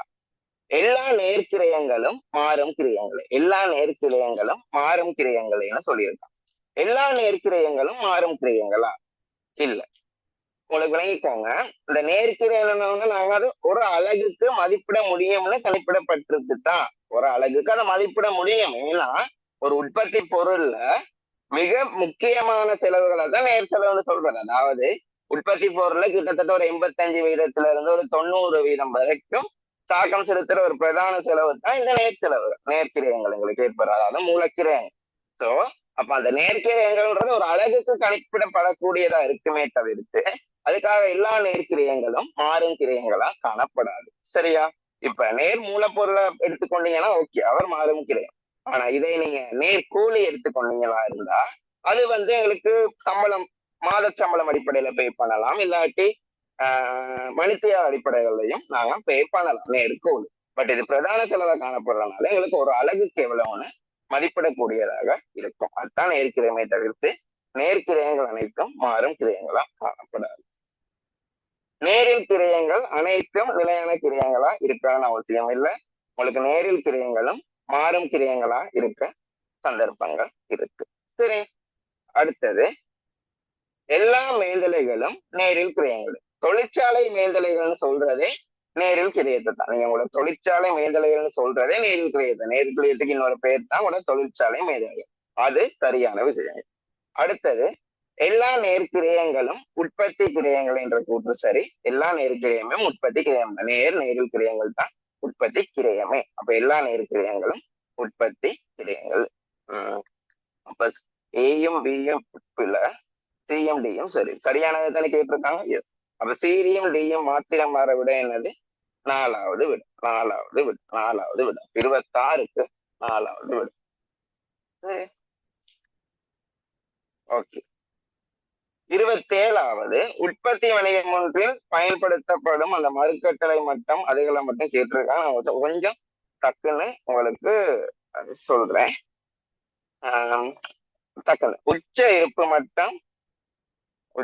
இருப்பு மட்டம், மறுக்கட்டளை மட்டம், இழிவு இருப்பு மட்டம். ஓகேயா? இப்படி 3 சாமான் இருக்காரு. அதாவது நாங்க இருப்புக்களை பேண்ற மட்டங்கள், களஞ்சிய சாலையில இருப்ப பேண்ற மட்டங்கள், எங்களுக்கு அந்த இருப்போட லிமிட்டேஷன் பேண்ற மெத்தட். இழிவு இருப்பு மட்டம்னு சொல்றது உங்களோட இருப்பு மட்ட லெவலை இதுக்கு குறைய விட மாட்டீங்க. உதாரணத்துக்கு மேக்சிமம் களஞ்சிய சாலையில இவ்வளவு அலகுகள் இருப்புக்கு குறையாம இருக்காது. எப்பயுமே ஸ்டோக் இவ்வளவு குறையாம இருக்காது. இவ்வளவு குறைய உங்களோட பிசினஸ்ல கணிப்பீடின் படித்தான் இது உருவாகிருக்கும். உங்களோட பிசினஸ்ல செயற்திறனின் அடிப்படையில். அப்ப உங்களுக்கான திடீர்னு உங்களுக்கு ஒரு கேள்வி வரும் போது திடீர்னு உங்களுக்கு உங்களோட கேள்விகளை நீங்க எதிர்நோக்குற விதமா உங்களோட டிமாண்டுன்னு ஒன்று இருக்குன்னு தானே, அந்த டிமாண்டை நீங்க ஃபேஸ் பண்ற விதமா இருக்கிறதுக்காகத்தான் இந்த 3 மட்டம் பேன்று. இழிவிருப்பு மட்டம் சொல்றது நீங்க இந்த இழிவு மினிமம் இந்த மட்டத்தை விட்டு உங்களோட அலகுகளை குறைய விட மாட்டீங்க. இந்த மட்டத்துல மெயின்டைன் பண்ணி கட்டாயம் கொள்ளுவீங்க. உச்சரிப்பு மட்டம்னு சொல்றது இந்த மட்டம் மேக்சிமம் இந்த மட்டத்தை விட இருப்பு அதிகமா களஞ்சிய சாலையில வச்சிருக்கீங்க விட மாட்டீங்க. இழிவிருப்பு மட்டம் இருக்கிறது இந்த மட்டத்தை விட குறைஞ்சிச்சுன்னா உங்களுக்கான கேள்விகள், உங்களுக்கு வளமையா வர கேள்விகளையே எதிர்கொள்ள இயலாம போயிடும். அதுக்காகத்தான் இந்த மட்டத்தை கணிப்பிட்டு வைக்கிறது. இந்த மட்டத்துக்கு குறையாம நம்ம ஸ்டாக்ஸை எப்பயுமே மேனேஜ் பண்ணிக்கொள்ள வேண்டும். உச்சரிப்பு மட்டம்னு சொல்றது இந்த மட்டத்துக்கு மேல ஸ்டாக்ஸை சும்மா நிறுவனத்துல வச்சிருக்க கூடாது. அது உங்களோட கேள்வியை தாண்டி காணப்படுற இருப்பு, உங்களோட கேள்வியை ஈடு செய்யறதுக்கும் தாண்டி காணப்படுற இருப்பு. அப்ப அதுக்கு மேல மெயின்டைன் பண்றதுன்றது உங்களோட களஞ்சிய செலவு, கட்டளைக்கிற செலவுல சும்மா அநியாயமாக மேனது கூட்டக்கூடிய மாதிரி காணப்படும். அதனால மேக்சிமம் இவ்வளவுக்கு மேல உங்களோட ஸ்டாக் லெவல் இருக்கக்கூடாதுன்னு டிசைட் பண்றது உச்ச இருப்பு மட்டம், இவ்வளவுக்கு குறைய இருக்கக்கூடாதுன்னு டிசைட் பண்றது இழிவு இருப்பு மட்டம். மறுக்கட்டளை மட்டம்ன்றது எந்த ஒரு மட்டத்துல நீங்க மீண்டும் உங்களோட இருப்புக்களை கொள்வனவு செய்வீங்களோ, எந்த ஒரு மட்டத்துல உங்களுக்கு மீண்டும் இருப்புக்களை கொள்வனவு செய்வீங்களோ அந்த மட்டத்தை தான் சொல்றது மறுக்கட்டளை மட்டம். சிம்பிள். உங்கள்கிட்ட நிறுவனத்துல ஒரு 5000 உச்ச இருப்பு மட்டத்துல அலகுகள் காணப்படுது, இழிவிருப்பு மட்டம் 1000 அலகுகள் காணப்படுதுன்னா பிள்ளைகள் உங்களுக்கு ஒரு 3000 அலகுகளா ஸ்டோக்ஸ் குறைஞ்சிட்டு வரும் போது, ஒரு 3000 அலகுகள் கிட்ட ஸ்டோக்ஸ் வரும் போது என்ன செய்வீங்கன்னா ஆர்டர் போடுவீங்க. அதாவது அந்த 3000 அலகுகள்னு வரும் போதுதான் ஸ்டோக்ஸ் ஆர்டர் போடுறீங்க. எப்ப ஆர்டர் போடுறீங்க? 3000 அலகுகள் வரும் போது. அப்ப இவரைத்தான் சொல்றது மறுக்கட்டளை மட்டம். எந்த ஒரு பாயிண்ட்ல எந்த மட்டத்துல நாங்க திருப்பி பொருட்களை கொள்வனவு செய்யறதுக்கான கட்டளை இடுறதுக்கு என்ன சொல்றது தயாராகிறோமோ, அதாவது தயாராகிறோம்னு ஒரு மட்டம் வச்சிருக்கோமோ அந்த மட்டத்தை தான் சொல்றது மறுக்கட்டளை மட்டம். சரி, ஓகே. அந்த வகையில இதுக்கு தேவையானதை நம்ம பார்ப்போம். சரியா? அப்ப தக்கன அதுக்கான சமன்பாடையும் வேணா பார்க்கலாம். உங்களுக்கு உச்ச இருப்பு மட்டம்ன்றது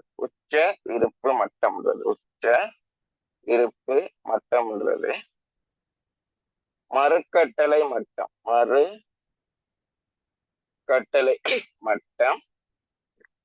பிளஸ் மறுக்கட்டளை தொகை. உச்ச இருப்பு மட்டம்ன்றது மறுக்கட்டளை மட்டம் பிளஸ் மறுக்கட்டளை தொகை. அதுல இருந்து உங்களோட இழிவு இருப்பு மட்டம், உங்களோட இழிவு இருப்பு பயன்பாடு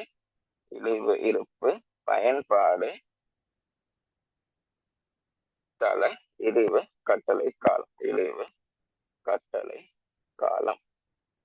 இது பண்ணா வந்துடும். சரியா?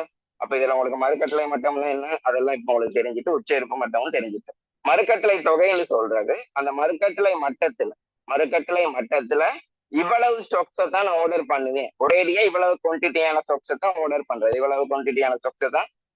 இத்தனை அலகுகளை தான் ஆர்டர் பண்ணுவேன்னு ஒரு தொகை ஒன்று இருக்கும்.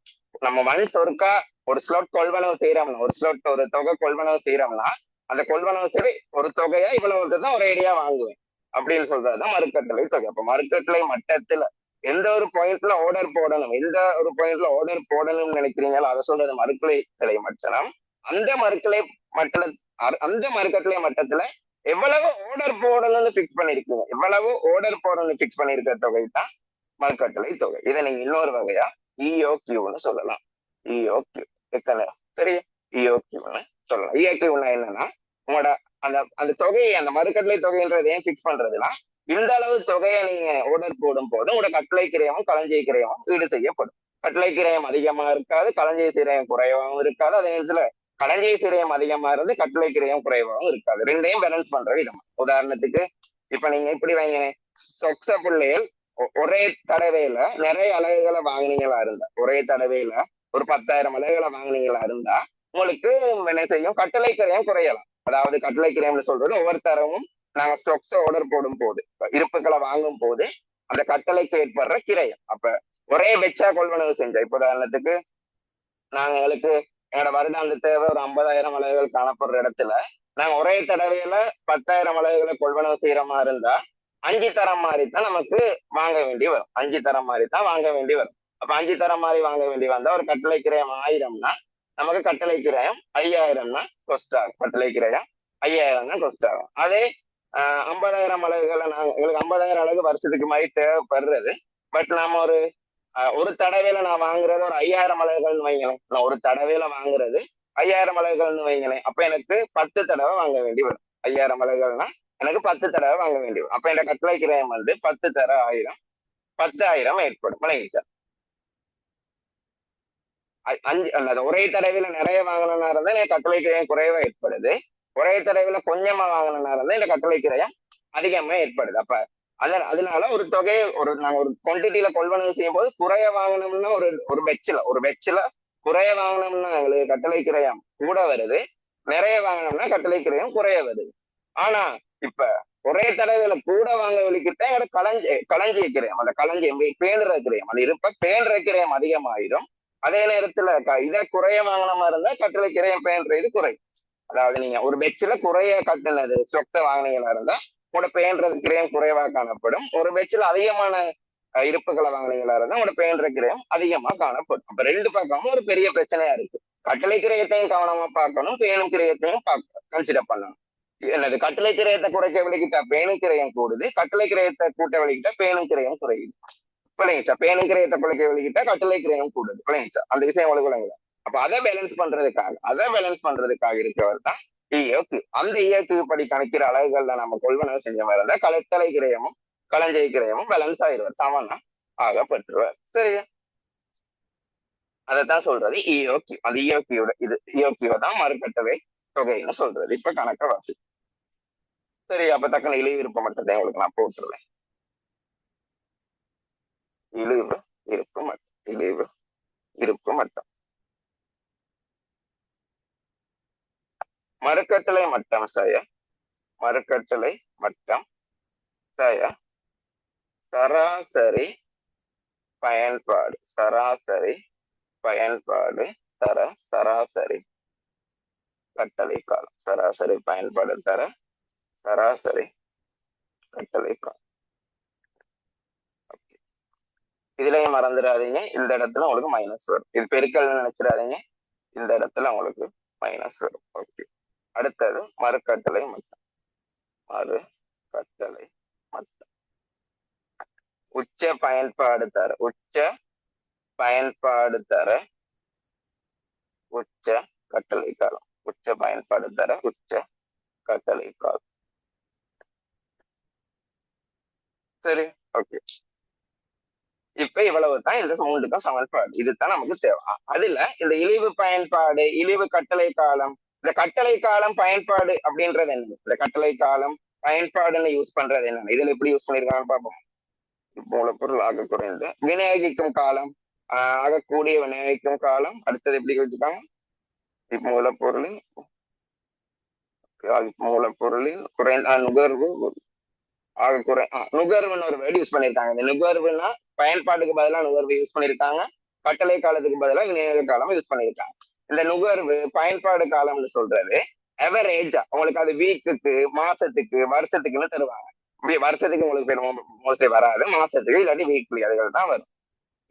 இத்தனை வீக்குக்கு உங்களுக்கு இவ்வளவு இருப்பு தேவைப்படும், மேக்சிமம் இவ்வளவு இருப்பு தேவைப்படும்னு சொல்றதுதான் உச்ச பயன்பாடு. உச்ச பயன்பாடு எவ்வளவு, மினிமம் உங்களுக்கு இவ்வளவு சரி இந்த 7 நாளைக்கு தேவைன்னு சொல்றதுதான் இழிவு பயன்பாடு. உச்ச பயன்பாடையும் இழிவு பயன்பாடையும் கூட்டி நம்ம 2ஆல பிரிச்சு விட்டாதான் சராசரி பயன்பாடு. கட்டளை காலம்னா நம்ம மறுக்கட்டளை மட்டத்துல ஆர்டர் போட்டா அந்த ஆர்டர் போட்டு இவ்வளவு நாள்ல தான் எனக்கு இருப்பு கைக்கு கிடைக்கும். நான் ஆர்டரை பிளேஸ் பண்ணி அந்த பிளேஸ் பண்ண டேட்ல இருந்து எனக்கு இவ்வளவு காலம், மேக்சிமம் இவ்வளவு காலத்துக்குள்ள எனக்கு இருப்பு இந்த நிறுவனத்தை வந்து சேர்ந்துரும்னா, மேக்சிமம் இவ்வளவு காலத்துக்குள்ள வந்து சேர்ந்துரும்னா உச்ச கட்டளை காலம். நான் ஆர்டரை பிளேஸ் பண்ண இடத்துல இருந்து மினிமம் இவ்வளவு காலத்துக்குள்ள, இழிவா குறைஞ்சது இவ்வளவு காலத்துக்குள்ள இருப்பு என்னைய வந்து சேர்ந்துருன்னு கணிக்கிறது இழிவு கட்டளை காலம். எவ்வளவு கால பகுதியில் எனக்கு இருப்பு கிடைக்கப்பெறும்.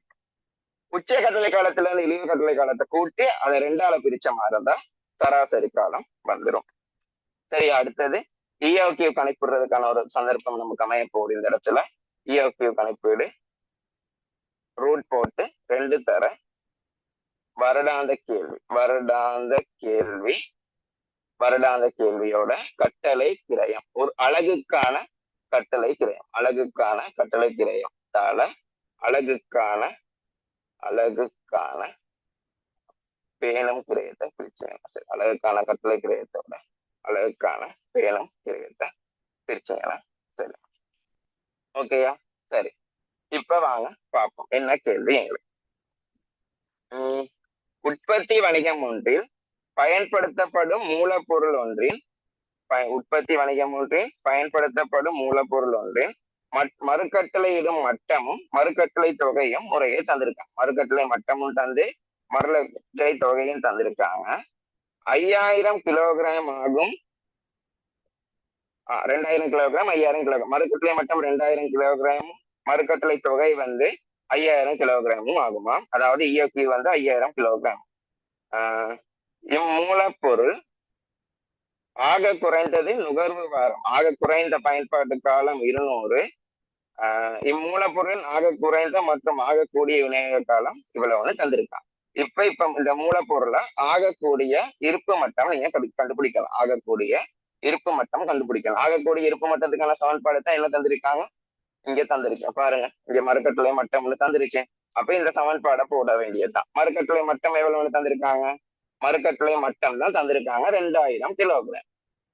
மறுக்கட்டுளை தொகை எவ்வளவு தந்திருக்காங்க, இங்க மறுக்கட்டளை தொகை எவ்வளவு, 5000. மறுக்கட்டளை தொகை 5000. ஓகே. அடுத்தது இம்மூலப்பொருள் ஆக குறைந்த நுகர்வு. உங்களுக்கு இழிவிருப்பு மட்டம் தேவைத்தானே. இழிவிருப்பு பயன்பாடு எவ்வளவு, 200. இழிவு கட்டளை காலம் எவ்வளவு, 3. அப்ப இவ்வளவுதான் சமன்பாடுல போட இருக்கு. ஆகக்கூடிய இருப்பு மட்டம் தானே காணணும். எஸ். அப்ப போட்டு பிரிச்சு பாருங்க. 7000 மைனஸ் 600, 6400 தான் அவனோட ஆகக்கூடிய இருப்பு மட்டம். ஒரு சிம்பிளான இதுதான் கேட்டிருக்காங்க. பட் இதை பத்தி தெரியாதாக்களுக்கு ஐயாக்காக தான் நான் கொஞ்சம் தெளிவா உங்களுக்கு நான் சொல்லி விட்டேன். சரியா, இவ்வளவுதான் விஷயம். அப்ப 6400 உள்ள விட அவங்களுக்கு 4ஆம் விட, 6400 உள்ளவங்கள விட 4வது விட 27க்கு 4ஆம் விட, 27க்கு 4ஆம் விட. விளங்குதா உங்களுக்கு இது?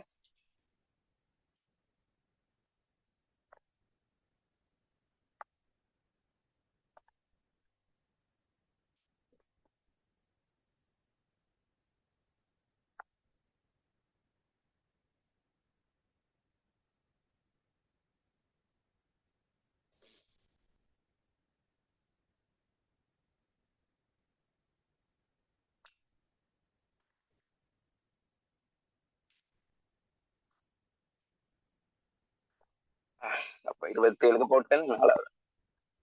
இவ்வளவுதான் விஷயம்.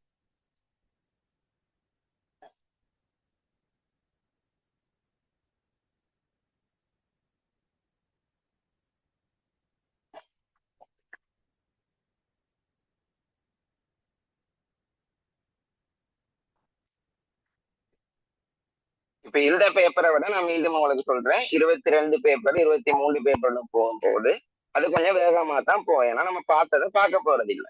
ரிவிஷனுக்காக கொஞ்சம் சிலர்கள் தெளிவா பார்க்கிறோம், ஆனா பார்த்ததை பார்க்க மாட்டோம். So no worries.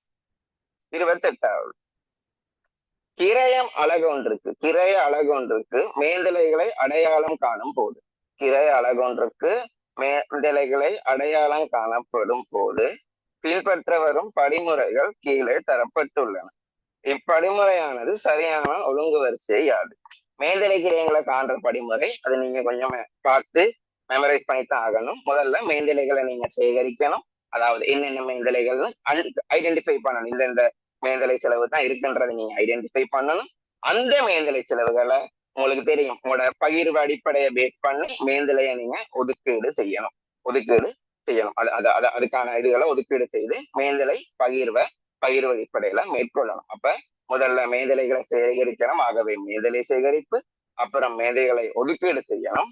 3வதா தான் மேதலை பகிர்வை மேற்கொள்ளணும். லாஸ்டா மேதலை உறிஞ்சல் வீதத்தை செய்யறது மூலமாக உங்களுக்கு என்னத்தை கண்டுபிடிக்க முடியும், ஒரு அழகுக்கான மேந்தலையை கண்டுபிடிக்க முடியும். மேந்தலை பகுப்பாய்வுன்றது என்னது, எங்களுக்கு மூலக்கிரயத்தை எடுத்துக்கொண்டீங்கன்னா ஒரு அழகுக்கானது எவ்வளவுன்னு கண்டறியக்கூடியதா இருக்கும். ஆனா மேந்தலை கிரயத்தை எடுத்துக்கொண்டீங்கன்னா ஒரு அழகுக்கு எவ்வளவுன்னு கண்டறிய முடியாததா இருக்கும். சோ ஒரு அழகுக்கு எவ்வளவுன்னு நமக்கு துல்லியமா கணிக்க முடியாட்டியும் இவ்வளவு இருக்கும்னு எங்களால கணிச்ச ட்ரை பண்ற ஒரு முறை தான் இந்த மேந்தலை பகுப்பாய்வு. உண்மையா மேந்தலைக்கு ஒரு அழகுக்கான மேந்தலை எவ்வளவுன்னு நம்ம சொல்ல முடியாது, அதுதான் மேந்தலை கிரயங்க. பட் மூலக்கிரயம் அப்படி இல்லை, ஒரு அழகுக்கு இவ்வளவு தானே நம்மளால கணிக்க முடியும், அதுதான் மூலக்கிரயம். சோ ஒரு அழகுக்கான கணிக்க முடியாத மேந்தலை கிரயத்தை ஒரு அழகுக்கு எவ்வளவுன்னு நம்ம கணிக்கிறதுக்கான முயற்சி தான் இந்த மேந்தலை பகுப்பாய்வு. அப்ப முதலாவது மேந்தலை சேகரிப்பு, 2வது மேந்தலை ஒதுக்கீடு, 3வது மேந்தலை பகிர்வு, 4வது மேந்தலை உறிஞ்சல் வீதம். தென் BADC 4வது விட, BADC 4வது விட, 28க்கு 4வது விட, 28க்கு உங்களுக்கு 4வது.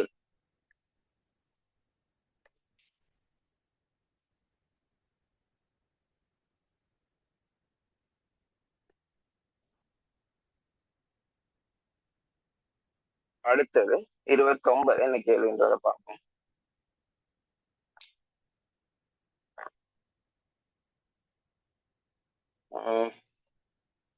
கம்பெனி ஒன்றின் சமப்பாட்டு புள்ளி 6000 அலகுகளாகும்.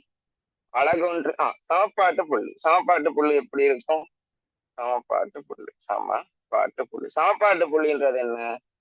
நீங்க இத்தனை அலகுகளை உற்பத்தி செஞ்சு அதை அப்படியே விற்பனை செஞ்சீங்களா இருந்தா, இத்தனை அலகுகளை உற்பத்தி செஞ்சு அதை அப்படியே விற்பனை செஞ்சீங்களா இருந்தா உங்களுக்கு லாபம்ன்றவரும் வரமாட்டார், நட்டம்ன்றவரும் வரமாட்டார். சமப்பாட்டு புள்ளின்ற பாயிண்ட்ல நீங்க விற்பனை செஞ்சீங்களா இருந்தால் லாபம்ன்றவரும் வரமாட்டார், நட்டம்ன்றதும் வரமாட்டார். அப்ப அது எத்தனை அலகுகள் வருதோ, அந்த சமப்பாட்டு புள்ளின்ற இடத்துல எத்தனை அலகுகள் வருதோ அத்தனை அலகுகளை நாங்க விற்பனை செஞ்ச மாதிரி இருந்தா எனக்கு லாபமும் இருக்க மாட்டார், நட்டமும் இருக்க மாட்டார். அப்ப அத்தனை அலகுகளை நான் உற்பத்தி செஞ்சு விற்கிறதுக்காக தான் இந்த சமன்பாட்டு புள்ளியை பார்க்கிறது. அப்ப சமன்பாட்டு புள்ளிக்கான சமன்பாடு எவ்வாறு காணப்படும்னா, நிலையான கிரயத்தின் கீழ் அலகிற்கான பங்களிப்பு, நிலையான கிரயத்தின் கீழ் அலகிற்கான பங்களிப்பு. அலகிற்கான பங்களிப்பு என்பது அலகிற்கான பங்களிப்பு என்பது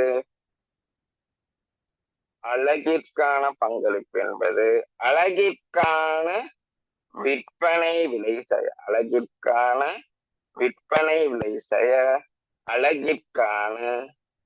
அலகிற்கான மாறும் கிரயத்தை கழிச்சு வாரது. ஓகே, அலகிற்கான விற்பனை விலையிலிருந்து அலகிற்கான மாறும் கிரயத்தை கழிச்சு வர்றதுதான் அலகுக்கான பங்களிப்பு. சமன்பாட்டு புள்ளி எப்படி கண்டுபிடிக்கிறது?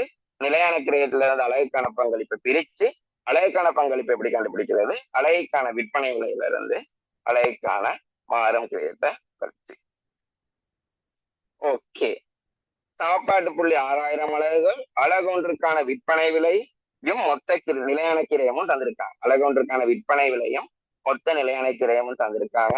ஓகே, அலகு ஒன்றுக்கான மாறும் கிரயம் மற்றும் 8000 அலகுகளை விற்பனை செய்யும் போது கம்பெனியின் லாபம் யாது? என்ன கேள்வினா, உங்களுக்கு அலகுக்கான மாறும் கிரயத்தையும் இந்த தகவல்களை வச்சு அலகுக்கான மாறும் கிரயத்தையும் 8000 அலகுகள்ல உங்களுக்கு விற்பனை செய்யும் போது 8000 அலகுகள்ல உங்களுக்கு விற்பனை செய்யும் போது லாபம் எவ்வளவுன்றதையும் கண்டுபிடிக்க சொல்லியிருக்கான். சரி, இப்ப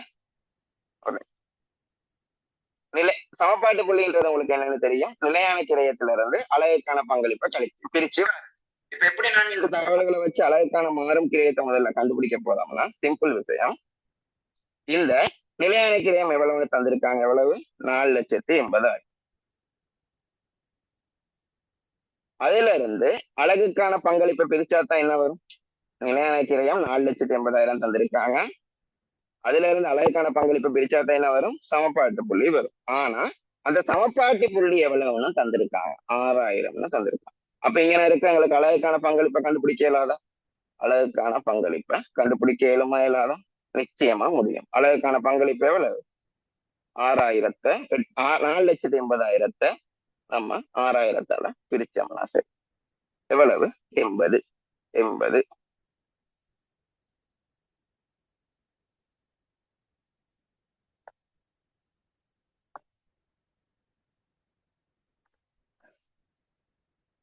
திருப்பி செக் பண்றோம். எஸ், 80. அப்ப அலகுக்கான பங்களிப்புன்றது 80. சமன்பாட்டு புள்ளி சமன்பாடை வச்சு சமன்பாட்டு புள்ளியும் தந்து நிலையான கிரயமும் தந்திருந்தனால தெரியா கணியமான அலகுக்கான பங்களிப்பை அந்த சமன்பாடை பேஸ் பண்ணி கண்டுபிடிச்சோம்.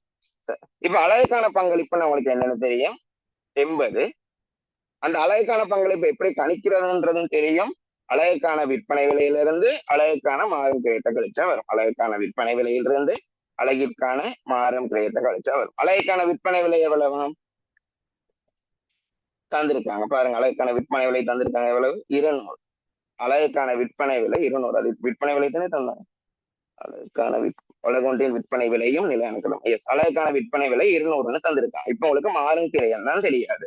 ஆனா அலகுக்கான பங்களிப்பு எவ்வளவுன்னு நம்ம இதை வச்சு கண்டுபிடிச்ச அறிவுல தெரியும். அப்ப அலகுக்கான பங்களிப்பு என்பது அது சமன் என்னது? அலகுக்கான விற்பனை விலை செய்ய அலகுக்கான மாறும் கிரயம். அப்ப அலகுக்கான விற்பனை விலை 200ன்னா இந்த மாறும் கிரயம் எவ்வளவா இருக்கும்? மாறுக்கிரியம் எவ்வளவா இருக்கும்? 120 இருக்கும். அலகுக்கான மாறுக்கிரியம் எவ்வளவா இருக்கும்? 120 காணப்படும்.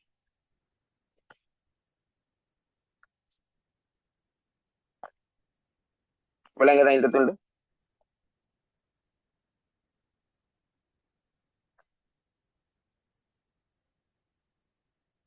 சரி, அடுத்தது 8000 அலகுகள்ல உங்களுக்கு லாபம் எவ்வளவுன்னு கேட்டிருக்காங்க. இதை நீங்க 2 வழியில பார்க்கலாம். 8000 அலகுகளை இப்ப நீங்க விற்பனை விலையால பெருக்குனீங்களா இருந்தா எவ்வளவு விற்பனை விலை? 200 தானே. விற்பனை விலையால பெருக்குனீங்களா இருந்தா எவ்வளவு? உங்களுக்கு 1,60,000. சரியா? விற்பனை விலையால பெருக்கலாம் 1,60,000. அந்த 1,60,000 விற்பனை விலையில இருந்து உங்களோட மாறும் கிரயத்தை கழிச்சீங்கன்னா இதோ ஒரு வழி. சரியா? மாறும் கிரயத்தை கழிச்சீங்கன்னா மாறும் கிரயம் எவ்வளவுன்னு கண்டுபிடிச்சிட்டீங்க.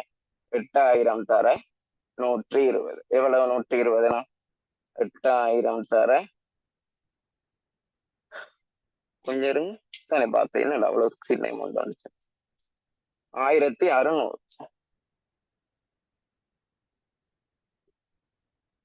சரி, 8000 தர 120 960,000. ஓகேயா? இப்ப 9,60,60,000. இப்ப விற்பனையில இருந்து மாறும் கிளைத்த கழிச்சாதான் நமக்கு என்ன கிடைக்கப்படுறது? பங்களிப்பு கிடைக்கப்பெறும். இது மொத்த விற்பனையில இருந்து மொத்த மாறும் கிரியத்தை கழிக்கிறனால, மொத்த விற்பனை விலையில இருந்து மொத்த மாறும் கிரியத்தை கழிக்கிறனால இதை நாங்க மொத்த பங்களிப்புன்னு சொல்லுவோம். இதை நாங்க மொத்த பங்களிப்புன்னு சொல்லுவோம். அந்த மொத்த பங்களிப்புல இருந்து உங்களோட நிலையான கிரியத்தை கழிச்சா உங்களுக்கு லாபம் கிடைக்கும். நிலையான கிரியத்தை கழிச்சா உங்களுக்கு லாபம் கிடைக்கப்படும். எவ்வளவு? நிலையான கிரயம் 4,80,000. அது எப்பயுமே மாற போறது இல்லை. அப்ப உங்களோட லாபம் 1,60,000 காணப்படும். இது ஒரு மெத்தட். இது கொஞ்சம் நீண்ட மெத்தட். எப்படி? விற்பனை விலையில இருந்து உங்களோட மாறும் கிரயத்தை கழிச்சு, மொத்த விற்பனை விலையில இருந்து மொத்த மாறும் கிரயத்தை கழிச்சு மொத்த பங்களிப்பு எடுக்கணும். அந்த மொத்த பங்களிப்புல இருந்து மொத்த நிலையான கிரயத்தை கழிச்சா உங்களோட லாபம் வந்துடுவார். இது ஒரு மெத்தட். இன்னொரு மெத்தட் என்னன்னா, சிம்பிள் மெத்தட். அதுதான் தியரியை வைப்பாங்க. சமப்பாட்டு புள்ளிக்கு அப்பால் அங்கால விற்பனை செய்யற அனைத்து அலகுகளையும் உங்களினுடைய அலகுக்கான பங்களிப்பால பெருக்கினீங்களா இருந்தா உங்களுக்கு லாபம் கிடைக்கப்பெறும். சமப்பாட்டு புள்ளிக்கு அப்பால் எவ்வளவு விற்கிறீங்க? 6,000 அலகுகள் உங்களோட சமப்பாட்டு புள்ளி. அதுக்கு அப்பால் எவ்வளவு விற்கிறீங்க? 8,000 அலகு விற்கிறீங்கன்னா எவ்வளவு அப்பால் இருக்கு? 2,000. அந்த அப்பால் இருக்க அலகுகளை உங்களினுடைய அலகிற்கான பங்களிப்பால பெருக்கினீங்களா இருந்தா டிரெக்டா உங்களுக்கு லாபம் வரும். எவ்வளவு? 80. 1,60,000. 1,60,000. 1,60,000. விளங்குதா? அதுக்கான ரீசனை நீங்க வழங்கிக் கொள்ளணும்னா உங்களுக்கு இந்த மொத்த பங்களிப்புல இருந்து நிலையான கிரயத்தை கழிச்சாதான் அடுத்த உண்மையான லாபம் கிடைக்கப்பெறும். மொத்த பங்களிப்புல இருந்து நிலையான கிரயத்தை கழிச்சாதான் உங்களுக்கு லாபம் கிடைக்கப்பெறும். ஆனா சமப்பாட்டு புள்ளின்றது என்ன செஞ்சிரும்னா லாபமும் நட்டமும் ஈடு செய்யப்படுற பாயிண்ட். அதாவது சமப்பாட்டு புள்ளியில உங்களோட நிலையான கிரயம் ஈடு செய்யப்பட்டுரும். அதாவது உங்களோட மொத்த பங்களிப்புல இருந்து இப்ப நிலையான கிரயத்தை கழிச்சா சமப்பாட்டு புள்ளியில என்ன வரணும்? லாபம்ன்றது 0 வரும். நட்டமும் இருக்கக்கூடாது, லாபமும் இருக்கக்கூடாது. அப்ப சமப்பாட்டு புள்ளின்றது என்ன அர்த்தம்? நிலையான கிரயத்தை ஈடு செஞ்சிருச்சு. நிலையான கிரயம் அங்கவே ஈடு செய்யப்பட்டுட்டு அப்ப உங்களுக்கு அடுத்ததா வாரதெல்லாம் அந்த பங்களிப்பு தான். பங்களிப்பு எல்லாமே உங்களுக்கு அடுத்தது லாபமா காணப்படும். ஏன்னா அடுத்தது, அதாவது அந்த 6,000 அலகுகளுக்கு பிறகு வாரது இதுல நிலையான கிரயம்ன்றது வந்து கழிப்படாது. ஏன்னா 6,000 அலகுகள்லயே நீங்க 6,000 அலகை உற்பத்தி செஞ்சாலே உங்களோட நிலையான கிரயம் 4,80,000 செலவு இருக்கு. அதை ஈடு செஞ்சிடலாம். அப்ப அதுக்கப்புறம் வாரதெல்லாம் நிலையான கிரயம் இல்லாம தான் உங்களுக்கு பார்க்கணும். அதனாலதான் அந்த பங்களிப்பு அப்படியே உங்களோட லாபத்துக்கு சமனா காணப்படுது. அதாவது சமப்பாட்டு புள்ளிக்கு அப்பால் வர அலகுகள் வந்து பங்களிப்பால பெருக்கும் போது அதுதான் லாபம் வருது. ஏன்னா அந்த சமப்பாட்டு புள்ளியிலேயே உங்களோட நிலையான கிரயம் ஈடு செய்யப்பட்டிருக்கும். ஓகேயா? அப்ப நமக்கு இப்ப மாறும் கிரயம் 120, மாறும் கிரயம் 120 கண்டுபிடிச்சாச்சு. லாபம் 8,000 அலகுகள் லாபம் 1,60,000. அப்ப 29க்கு 3வது விட 29க்கு 3வது விட 29க்கு எஸ் 3வது விட. சரியா? இது ஃபுல் கிளியரானு சொல்லுங்க அழகா. இதுல எதுவும் குழப்பம் வந்துச்சு?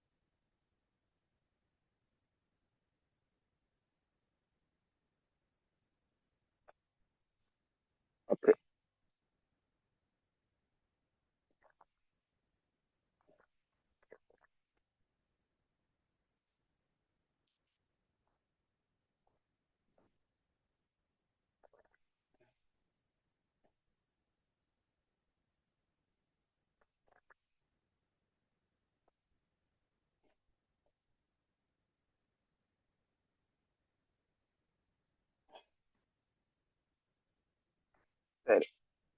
அசுரன் பிஎல்சி ஆனது புதிய செயற்திட்டம் ஒன்றிற்காக இயந்திரம் ஒன்றை கொள்வனவு செய்ய எண்ணியது. இப்பியந்திரத்தின் கொள்விலை 3000 ஆகும். அதன் எதிர்பார்க்கப்பட்ட பயன்தர ஆயுட்காலமும் எஞ்சிய பெறுமதியும் முறையே. இச்செயற்திட்டத்தின் எதிர்பார்க்கப்பட்ட வரிக்கு பின்னரான வருடாந்த லாபம் தந்திருக்காங்க. ஓகே, அதாவது காலப்பகுதிக்கான லாபம். இச்செயற்திட்டத்தின் திரும்ப பெறும் காலம். திரும்ப பெறும் காலம்னு சொல்றது உங்களுக்கு நீங்க இடுற மூலதனத்துல, அதாவது நீங்க இன்வெஸ்ட் பண்ற அமௌண்ட் மூலமா வருமானங்கள் உழைப்பீங்க தானே. ஒரு குறிப்பிட்ட காலப்பகுதிக்கு வருமானங்கள் உழைக்கிறீங்க தீர்மானிக்கப்பட்டிருக்கலாம். அந்த வருமானங்கள் உழைக்கிறது, இப்போ உதாரணத்துக்கு ஒரு 1000 வருமானம் வருதுன்னா, இப்படி வருமானம் வரும்னா உங்களுக்கு இந்த வருமானத்தை உழைப்பின் ஊடாக எந்த பாயிண்ட்ல உங்களுக்கு இந்த இட்ட காசு வருமானத்தை உழைச்சி கிடைக்க பெற்றுன்ற அந்த காலப்பகுதி தான் திரும்ப பெறும் காலம். இப்ப 3 வருடம் வருமானம் உழைச்சிங்கன்னா, இப்ப இந்த உதாரணம் படி 1000 வருமானம் வருதுன்னா 3 வருஷத்துல 1000 வந்துடும். அப்ப அந்த 3 வருடம்ன்றதுதான் திரும்ப பெறும் காலம்.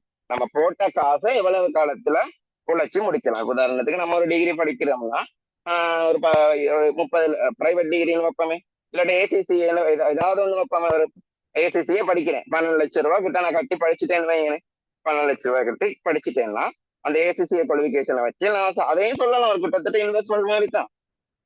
அதுல நான் ஜொப்புக்கு சேர்ந்து இந்த பேசிக் சேலரியில இருந்து ஸ்டார்ட் ஆகி அப்படியே ஒர்க் பண்ணி ஏர்ன் பண்ணி எப்ப அந்த 12 லட்சத்தை உழைக்கிறாங்க, எத்தனை காலப்பகுதியில 12 லட்சத்தை உழைக்கிறாங்க, அதுதான் திரும்ப பெரும் காலம். அந்த 12 லட்சம்ன்றது ஒரு எனக்கு ஒரு பேசிக் சேலரி எல்லாம் ஸ்டார்டிங்ல குறைவா இருக்கிறதுனால ஒரு ஒரு 3 இயர்ஸ்ல எனக்கு கிடைக்கப்படுதுன்னு வைங்களேன். ஏன்னா பேசிக் சேலரில இருந்து அங்கால போக்குல எப்படியும் லெக்ஸ்ல ஒரு அளவு சரி வரும் தானே. அப்ப எனக்கு ஒரு 3 இயர்ஸ் 2.5 இயர்ஸ்ல கிடைக்குதுன்னா அதுதான் திரும்ப பெறும் காலம். அதாவது நான் திருப்பி அந்த போட்ட காசை எடுக்கிற காலப்பகுதி எவ்வளவுன்றதுதான் திரும்ப பெறும் காலம். அப்ப அதுக்கு எங்களுக்கு என்ன தேவைன்னா, எவ்வளவு காசு பாய்ச்சல், எவ்வளவு காசு நமக்கு கிடைக்கப்படுறதுன்னு தான் தேவை. இந்த மூலதன இந்த இன்வெஸ்ட்மெண்ட் எனக்கு பண்ணதுன்னா, இந்த முதலீடின் ஊடாக எனக்கு எவ்வளவு காசு கிடைக்கப்பட்டு இருக்குன்றத வச்சுதான் நாங்க அந்த திரும்ப பெறும் காலத்தை கண்டுபிடிக்கலாம். இப்ப 3000ன்றதுதான் இந்த இடத்துல முதலீடு. 3000க்கு தானே கொள்விலை தானே செஞ்சிருக்கீங்க. எஸ், இயந்திரத்தின் கொள்விலை 3000. அந்த 3000 கொள்வனவு செய்யும் போது அந்த 3000 கொள்வனவுல உங்களுக்கு அந்த 3000 முதலீடு செய்யறதுக்கு மூலமா 5 வருஷமும் எவ்வளவு காசு வரும், எவ்வளவு காசு உட்பாய்ச்சல் ஆகும்ன்றதை வச்சுதான் நீங்க அதை செய்யணும். எவ்வளவு காசு உட்பாய்ச்சல் ஆகும்ன்றது தெரியும். உட்பாய்ச்சல் மீன்ஸ் காசு எவ்வளவுக்கு வரும்னு தெரியும். பட் இந்த இடத்துல வரிக்கு பின்னரான லாபம் தான் தந்திருக்காங்க. லாபத்தை வச்சு நீங்க திரும்ப பெருங்காலம் கண்டுபிடிக்கலாம். காசு உட்பாய்ச்சலை வச்சுதான் திரும்ப பெருங்காலம் கண்டுபிடிக்கலாம். அப்ப அந்த இதை பத்தி தெரிஞ்சாங்களுக்கு தெரியும். காசு பாய்ச்சலை வச்சுதான் நாங்க திரும்ப பெருங்காலம் கண்டுபிடிக்கலாம். காசு பாய்ச்சல் பாத்தீங்கன்னா இருந்தா எப்படி கண்டுபிடிக்கிறோம்னா, உங்களுக்கு வரிக்கு முன் லாபம் தான் தந்திருக்காங்க. ஆனா இந்த வரிக்கு முன் லாபத்தை எப்படி காசு பாய்ச்சலா மாத்துறேன்னா, உங்களுக்கு தெரியும் இந்த லாப கணிப்பீட்டுல பெருமான தேவைன்றது ஒரு காசு பாய்ச்சலற்ற விஷயம். அப்ப நாங்க லாப கணிப்பீட்டுல பெருமான தேவை என்ன செஞ்சிருப்போம், கழிச்சிருப்போம் தானே. அப்ப அந்த லாப கணிப்பீட்டுல பெருமான தேவை கழிச்சிருக்கத ஒப்பசைட்டா லாபத்தோட பெருமான தேவை கூட்டி விட்டோம்னா என்ன செஞ்சிருப்போம்னா, உங்களோட லாபம் காசு பாய்ச்சலா மாறிடும். உங்களோட பெருமான தேவை லாபத்தோட கூட்டி விட்டீங்கன்னா உங்களுடைய லாபம் காசு பாய்ச்சலா மாறிடும். அதுக்கு முதல்ல பெருமான தேவை கண்டுபிடிக்கும். உங்களோட கிரயம் 3000, எஞ்சிய பெறுமதி 500னா கிரயத்துல இருந்து 500 எஞ்சிய பெறுமதியை கழிங்க. கிரயத்துல இருந்து 500 எஞ்சிய பெறுமதியை கழிங்க. கழிச்சிட்டு 5ஆல பிரிச்சிங்கன்னா இருந்தா, கிரயத்துல இருந்து எஞ்சிய பெறுமதியை கழிச்சிட்டு 5ஆல பிரிச்சிங்கன்னா இருந்தா உங்களுக்கு லாபம் வந்துடும். காசு பாய்ச்சல் சாரி பெருமான தேய்வு வந்துடும். பெருமான தேய்வு வரும். ஓகேயா? அப்ப உங்களுக்கு 2500. கால்குலேட்டர் யூஸ் பண்ணி சில நார்மலான விஷயத்துக்கு மறந்து கால்குலேட்டர் தெரிய போறேன். சரி, அப்ப 3000த்துல இருந்து 500 கழிச்சு 5ஆல பிரிச்சா நமக்கு பெருமான தேய்வு வந்துடும். அப்ப உங்களுடைய பெருமான தேய்வு 500. பெருமான தேய்வு 500. சரி, 500. சரி, பெருமான தேய்வு 500. இப்ப என்ன செய்யணும்னா, பெருமான தேவை 500 கண்டுபிடிச்சாச்சு தானே. இனி லாபத்தை காசு பாய்ச்சலா ஆத்தலாம். என்ன செய்யணும், லாபத்தினுடன் பெருமான தேவை கூட்டினீங்கன்னா காசு பாய்ச்சலா மாறி. அப்ப 250 முதலாவது வருட லாபம், அதோட பெருமான தேவை கூட்டலாம் 750 தான் முதலாவது வருடத்தின் காசு பாய்ச்சல். 750 முதலாவது வருட லாபம், அதோட 500 கூட்டினீங்களா இருந்தா 1250 தான் முதலாம் வருட காசு பாய்ச்சி. 3ஆம் வருடம் 500 லாபம், அதோட பெருமானத்தை கூட்டினீங்களா இருந்தா 1000 தான் முதலாவது வருட காசு பாய்ச்சி. 4வது வரிக்கு பின்னரான லாபம் 1000, அதோட 500 கூட்டினீங்களா இருந்தா 1500 தான் அவங்களோட 4வது வருட லாபம்.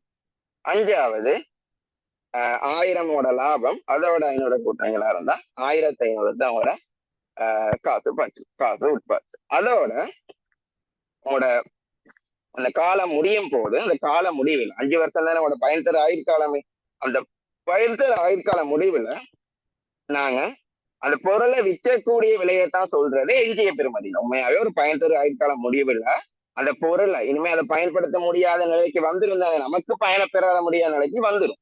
பட் அது வேற யாருக்கும் பயண பெறலாம், இல்லாட்டி அதோட இரும்புகள் அந்த மாதிரி இதெல்லாம் நம்மளால விற்க முடியும். அப்படி விற்பனை செய்யறது மூலமாக ஒரு பெருமதி நமக்கு கிடைக்க பெறும். அந்த பெருமதியினுடைய மதிப்பீடு தான் எஞ்சிய பெருமதி. அப்ப அதனுடைய அர்த்தம் என்னன்னா, 5ஆம் வருட முடிவுல அந்த சொத்தை வித்தோம்னா நமக்கு அந்த காசு கிடைக்கும். அப்ப 5வது வருட முடிவுல கட்டாயங்களுக்கு இந்த காசு உட்பாய்ச்சல், வளமையா வந்த காசு இந்த உட்பாய்ச்சல் நான் கருதுறதை தாண்டி எக்ஸ்ட்ரா அமௌண்ட் கிடைக்கும். 5வது வருஷம் அந்த பயன் தர ஆயுட்காலம் முடிஞ்சுட்டு தானே நமக்கு. சோ அதை நாங்க விற்பனை செய்வோம். அதனால அந்த எஞ்சிய பெருமதி, அதை வித்தது மூலமா வந்த காசு வரும். அது எவ்வளவு? 5 லட்சம்னு முதவே மதிப்பிட்டு வச்சிருக்கோம். பயன் தர ஆயுட்காலம் முடிஞ்சோன்னு வித்த எவ்வளவு வரும்னு சொல்றதுதான் 5 லட்சம். அப்ப 5வது வருஷம் கட்டாயம் விற்பம் தானே, அப்ப அதன் மூலமா 500 வரும். அதனால எக்ஸ்ட்ராவா அப்படி ஒரு காசு பயன் தர ஆயுட்கால முடிவுல கிடைக்கும். சரி, இப்ப இந்த 3000 எவ்வளவு காலப்பகுதியில கிடைக்குதுன்னு பார்ப்போம். 2 வருஷத்துல 2000, 3 வருஷத்துல, சரி அவ்வளவுக்குள்ள வந்துட்டோம், 3 வருஷத்துலதான் 3000 கிடைக்குது. 750, 1250, 2000 அது 2 வருஷத்துல கிடைச்சிடும். அடுத்த 1000 3வது வருஷம் கிடைக்கும். அப்ப பயன் தர திரும்ப பெறும் காலம் 3 வருஷம். 3 வருஷத்துலதான் இந்த தொகையை பெற்றுக்கொள்வேன். 3 வருடம், 3 வருடம்.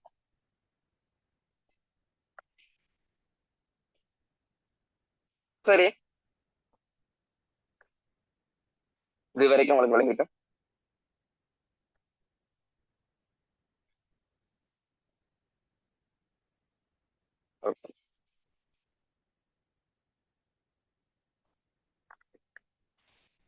சார்,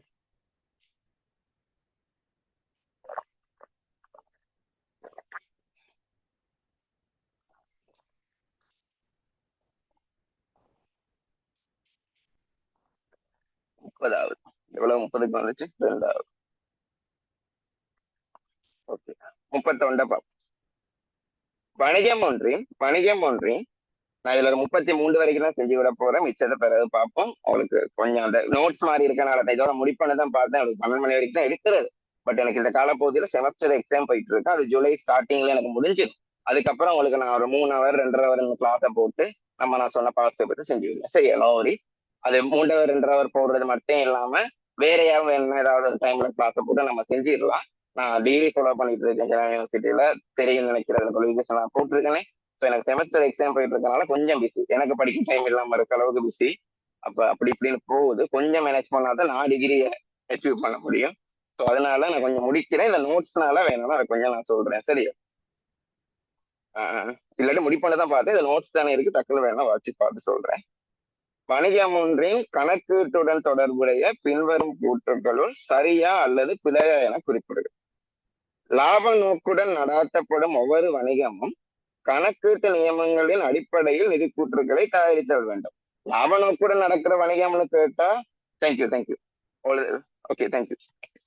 அப்ப லாப நோக்குடன் நடாத்தப்படும் வணிகம்னு கேட்டா தனிநபர் வணிகமும் லாப நோக்கம், பங்குடைமை வணிகமும் லாப நோக்கம் தான். சோ தனிநபர் வணிகத்துக்கு பங்குடைமை வணிகத்துக்கு எல்கேஎஸ் செஞ்சோமா? அப்படி செஞ்சிருந்த மாதிரி இருந்தா எப்பயோ நம்ம இலவில் விட்டு போயிருப்போம். நமக்கு கம்பெனி எல்கேஎஸ் வந்தது விசாரா கொடுத்துச்சு. அதுல தனிநபர் வேணும் பங்குடைமை எல்லாத்துக்கும் எல்கேஎஸ்ஆ இருந்து ஸ்டார்டிங்ல இலங்கை கணக்குட்டு நியமம்னு ஒண்ணு தொடங்கி இருந்தாங்கன்னா யோசிச்சு பாருங்க.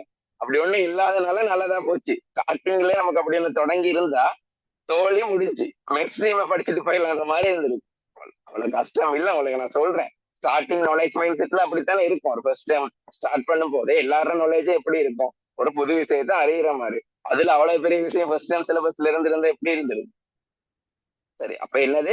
லாப நோக்கம் வணிகம் அனைத்துமே எல்கேஎஸ், அதாவது இலங்கை கணக்கீட்டு நியமங்களை பின்பற்றது இல்லை. எது இலங்கை கணக்கு நியமத்தை பின்பற்றுறது? கம்பெனி. அதுக்கான காரணமும் என்ன? அதை நம்ம வெளியே விடுறோம். பொது நோக்க நிதி கூற்றுகள் வெளியே விடுறோம். பப்ளிக் பாக்குற மாதிரி அதை வெளியே விடுறோம். தனிநபர் வியாபாரம் பங்குடைமையில நிதி கூற்றுகள் வெளியே விடுறது இல்லை. வெளியே விடுற வேண்டிய அவசியம் இல்லை. அதுக்கான நிதி அறிக்கை தயாரிக்கணும்ன்ற எந்த ஒரு அவசியமும் இல்லை. ஆனா கம்பெனி அப்படி இல்லை, கட்டாய நிதி அறிக்கையை தயாரிக்கணும், அதை பப்ளிஷும் பண்ணணும். சோ அதனால அதுக்குள்ள சில நியமங்கள் இருக்கு. அதான் அந்த நியமங்கள் படி செய்யறது. சோ எல்லா லாப நோக்குடைய நிறுவனமும் நியமங்கள் படி தயாரிக்கணும்ன்றது முற்றிலும் பிழையான கூற்று. பொதுநோக்க நிதி கூற்றுகளானது முதலில் வணிகம் ஒன்றில் நிதி வழங்குனர்களின் தகவல்களின் தேவைகளை கணக்கில் நிதி வழங்குனர்களின் தகவல்களின் தேவைகளில் கவனம் செலுத்தி தயாரிக்கப்படுகின்றன. எக்ஸாக்ட்லி. பொதுநோக்க நிதி கூற்றுன்றது தற்போதுள்ள முதலீட்டாளர், சாத்தியமான முதலீட்டாளர், தற்போதைய முதலீட்டாளர், சாத்தியமான முதலீட்டாளர், கடன் வழங்குனர்கள், ஏனைய கடன் கொடுத்தோர், இவங்கெல்லாம் நமக்கு வளங்களை வழங்குறதுக்காக, இவங்கெல்லாம் நமக்கு வளங்களை வழங்குறதுக்காக தீர்மானம் எடுக்கிறதுக்கு நாங்க கொடுக்கறது தான் பொதுநோக்க நிதி கூற்றினுடைய நோக்கம். பொதுநோக்க நிதி கூட்டுற நோக்கத்தை பார்த்தா தெரியும். இவங்க எல்லாம் நமக்கு வளங்களை வழங்குறதுக்கான தீர்மானத்தை நாங்க மேற்கொள்றதுக்காக கொடுக்கிற வழங்குற தீர்மானம் வழங்குறதுக்கான நிதி தகவல்களை வழங்குற ஒரு செயல்முறை தான் இந்த நோக்கமே. சரி, அவங்க ஒரு தீர்மானம் எடுக்கணும் அதுக்கான. அப்ப என்னத்ததுல போய் அவங்க வளங்களை வழங்குறதுக்கான தீர்மானம் எடுக்கிறதுக்கு. சோ நிதி வழங்குனர்கள், அவங்க அந்த வழங்குனர்கள் எங்களுக்கு வளங்கள் இது பண்றதுக்காக நாங்க செய்யறது தான் மெயினான இது. அப்ப அவங்களை அடிப்படையாக கொண்டு தான் நம்ம செய்யணும். அது சரியான கூற்று. சி, வணிகம் ஒன்றில் நிதி அறிக்கைகளின் உள்ளடக்கமானது வணிகத்தில் தாக்கத்தினை ஏற்படுத்தும் சூழல் காரணிகளில் ஏற்படுத்தும் மாற்றங்களில் பொறுத்து மாற்றம் அடையும். வணிகம் ஒன்று நிதி அறிக்கைகளின் உள்ளடக்கமானது வணிகத்தில் தாக்கத்தினை ஏற்படுத்தும்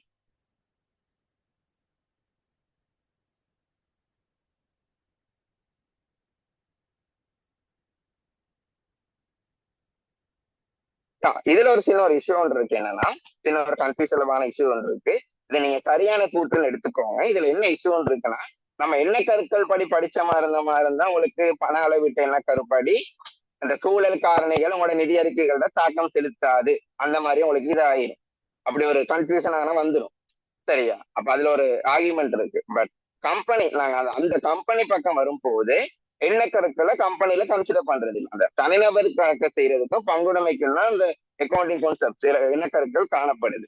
இதுக்கு கன்சிடர் பண்றது இல்லை. சோ அதனாலதான் அதுல அந்த குழப்பம் இருக்கு. இதை நீங்க சரியான கூற்றா எடுங்க. சரியா? சில சூழல் காரணியும் உங்களுக்கு நிதி கூற்றுகள்ல தாக்கம் செலுத்தும். சரியா? தனிநபர் வியாபாரம் அதுல எதுவும் குறிப்பிட்டு சொன்னா மட்டும் நீங்க அந்த என்ன கருக்களை பேஸ் பண்ணி விடை அளிக்கலாம் இல்லைன்ற மாதிரி. சரியா? கொடுக்கல் வாங்கலை அடையாளம் காணுதல் என்பது வணிகம் ஒன்றின் கணக்கீட்டு செயல்முறையின் அடிப்படை ஆரம்பப்படியாகும். கொடுக்கல் வாங்கலை அடையாளம் காண்றது நமக்கு தெரியும், வணிக செயல்முறையில ஆரம்பப்படிதான். அதுவும் சரி. ஓகே, முடிஞ்சது. 32. தேங்காய் எண்ணெய் உற்பத்தி செய்ய வணிகம் ஒன்றின் கொடுக்கல் வாங்கலை கணக்கீடு செயல்பாட்டில் காணப்படும் உரிமையாண்மை மீது அதிகரிப்பா குறைவா மாற்றம் இல்லையான்னு எழுதும். தேங்காய் எண்ணெய் உற்பத்தி செய்யறது தான் இந்த நிறுவனம். தேங்காய் எண்ணெய் உற்பத்தி செய்யற நிறுவனத்துக்கு தேங்காயை கடனுக்கு கொள்வனவு செய்யும் போது என்ன செய்யும்? உங்களோட தேங்காய்ன்றது இருப்பு. தேங்காய் எண்ணெய் உற்பத்தி செய்யற நிறுவனம் என்னத்துக்கு தேங்காயை கொள்வனவு செய்யும்? எண்ணெயை உற்பத்தி செய்யும். அப்ப தேங்காய்ன்றது உங்களோட இருப்பு. அப்ப நம்மளோட சொத்து கூடும், கடன் கொள்வனால நம்மளோட பொறுப்பு கூடும். உரிமையில இங்க எங்கேயாவது தாக்கம் வருதா? இல்ல. அப்ப மாற்றம் இல்லை. லாபத்துடன் தேங்காய் எண்ணெயை கடனுக்கு விற்பனை செய்யுது. லாபத்தோட தேங்காய் எண்ணெயை நம்ம விற்றோம்னா லாபம் கிடைக்கப்பெறும். அந்த லாபம் என்பது உரிமையை டெஃபினட்டா தாக்கம் செலுத்தும், அதிகரிக்கும். தேங்காய் விநியோகஸ்தருக்கு கழிவுடன் காசு கொடுப்பனவு. தேங்காய் விநியோகஸ்தருக்கு கழிவுடன் காசு கொடுப்பனவுனா, நீங்க தேங்காய் இப்ப கடனுக்கு கொள்வனவு செஞ்சீங்கன்னு ஒரு கதை சொல்லியிருந்தான். அதுக்கு அந்த கடனுக்கு நீங்க கழிவை பெற்று காசு கொடுத்துருந்தீங்களா இருந்தா அந்த கழிவை பெற்றதுன்னு என்னது? பெற்ற கழிவு. பெற்ற கழிவுன்றது உரிமை என்ன செய்யும்? குறைக்குமா கூட்டுமா? கூட்டும். அதாவது நாங்க ஒரு கடன் கொடுத்த காசு கொடுக்கும் போது பெற்ற கழிவு கிடைக்கும் தானே, அந்த பெற்ற கழிவுன்றது என்ன செய்யுங்க? உரிமையை கூட்டும். அப்ப உரிமை அதிகரிக்கும். உரிமையாளர் தனது தனிப்பட்ட பாவனைக்கு தேங்காய் எண்ணெயை பெற்றுக்கொள்றார். உரிமையாளர் பற்றனா எங்களோட உரிமை குறையுமா கூடுமா? தாக்கம் செலுத்தும். உரிமை குறையும். உரிமை குறையும். அப்ப முதலாவது மாற்றம் இல்லை, இரண்டாவது அதிகரிக்கும், மூன்றாவது அதிகரிக்கும், நான்காவது குறையும். சரி, 1 2 3 சொல்லிட்டு அந்த ஏபிசிடின்னு எடுத்துக்கோ. 33. மதுரா அரிசி ஆலையில் இடம்பெற்ற கொடுக்கல் வாங்கல் ஒவ்வொன்றையும் பதிவதற்கு பயன்படுத்தும் மூல பதிவேட்டினை குறிப்பிடுங்க. மதுரா அரிசி ஆலை. அழகா மதுரா அரிசி ஆலைன்றத மைண்ட்ல போட்டுக்கோங்க. இது ஒரு மதுரை அரிசி ஆலை என்ற ஒரு நிறுவனம். அவங்களோட மூலப்பதிவேட போடணும். விவசாயிகள் காசுக்கு நெல் கொள்வனவு. இது மதுரை அரிசி நிறுவனம். அப்ப அரிசி உற்பத்திக்கு அரிசி ஆலைக்கு நெல் கொள்வனவு தேவை. அப்ப இவங்க நெல் கொள்வனவு செய்யறாங்கன்னா என்ன மூலப்பதிவேடு வரும்? காசுக்கு கொள்வனவு செய்யறாங்க. ஆகவே காசு கொடுப்பனவு நாளேடு. சரி, இவங்களோட இருப்புகளை காசு கொள்வனவு செஞ்சா காசு கொடுப்பனவு நாளேடு தானே, கொள்வனவுனரெல்லாம் வருவார். அரிசி செயல்முறைப்படுத்தி இயந்திரம் ஒன்றை கடன் கொள்வனவு. இயந்திரத்தை கொள்வனவு செய்யறாங்க. நான் இதுக்கான பாயிண்ட சொல்லிக் கொள்றேன், டைம் போனாலும் பரவாயில்ல, தெளிவா சொல்றேன். ஒரு நடைமுறை அல்ல சொத்தை காசுக்கு கொள்வனவு செஞ்சீங்களா இருந்தா காசு கொடுப்பனவு நாளேட்டுல ஏனைய கொடுப்பனவுனர் எல்லாம் வருவார். நடைமுறையால சொத்தை காசுக்கு கொள்வனவு செஞ்சா காசு கொடுப்பனவு நாளேட்டுல ஏனைய கொடுப்பனவுனர் எல்லாம் வருவார். ஆனா அதே நடைமுறையால சொத்தை கடனுக்கு கொள்வனவு செஞ்சா பொது நாளேல தான் வருவாரு. சோ மீள் விற்பனை நோக்கத்தோட நாங்க வாங்க இருப்புக்களை கடன் கொள்வனவு செஞ்சா தான் கொள்வனவு நாளேடுல பதியணுமே தவிர்த்து நடைமுறை அல்லா சொத்துக்களை கடனை கொள்வனவு செய்யறத கொள்வனவு நாளேடுல பதிய கூடாது. நடைமுறை அல்லா சொத்துக்களை கடனை கொள்வனவு செய்யறத பொது நாளேடுல தான் பதியணும். சரி, அப்ப இதுக்கு பொது நாளேடு. மொத்த வியாபாரிக்கு கடனுக்கு விற்பனை செய்யறது இது விற்பனை நாளேடு. நம்மளோட மீள் விற்பனை பொருட்களை மீள் விற்பனை இருப்புக்களை கடனுக்கு விற்பனை செய்யற மாதிரி இருந்தா விற்பனை நாளேடுல தான் பதியணும். அது உங்களுக்கு தெரிஞ்ச விஷயம். மிருக உணவு உற்பத்தியாளருக்கு கடனுக்கு உடைந்த அரிசி விற்பனை. மிருக உணவு உற்பத்தியாளருக்கு கடனுக்கு உடைந்த அரிசி விற்பனை.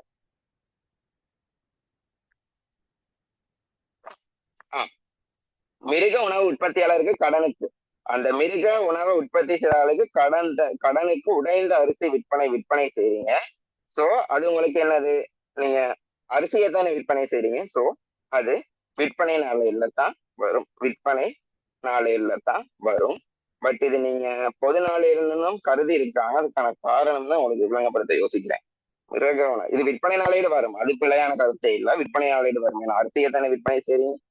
பட் உடைந்த அரிசி மிருக உணவு உற்பத்தியாளருக்கு கடனுக்கு உடைந்த அரிசி உடைந்த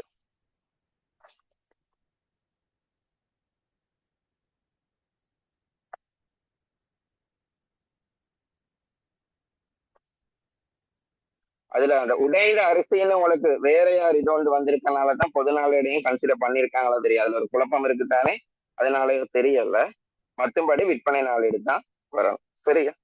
அதுக்கு எதுவும் கூடிய விளக்கம் உங்களுக்கு எனக்கு பார்த்துட்டு கூடிய விளக்கம் எதுவும் தரேன்னா தருவேன். பிறகு கிளாஸ்ல நான் பார்த்து சொல்லுவேன். சரி, ஓகே. இப்ப கிளியர் தானே? இது வரைக்கும் எந்த டவுட்ஸ் இருக்கு? அப்ப அதுக்கு நான் எழுதலையே வாயாலேயே சொல்லிவிட்டேன். Any doubts?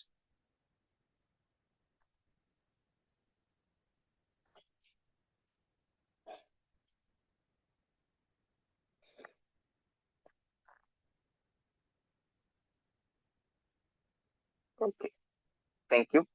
சப்போஸ் புதுசா வந்தாக்கள் யாரும் இருந்தீங்கன்னா உங்களுக்கு கிளாஸ் எப்படின்னு எனக்கு ஒரு மெசேஜ் ஒன்று போட்டு விடுங்க. சரி, ஓகே, தேங்க்யூ. குட் நைட் சொல்ல விட்டுருவேன். நைட் கிளாஸ் எடுத்து பழகிட்டு. சாரி.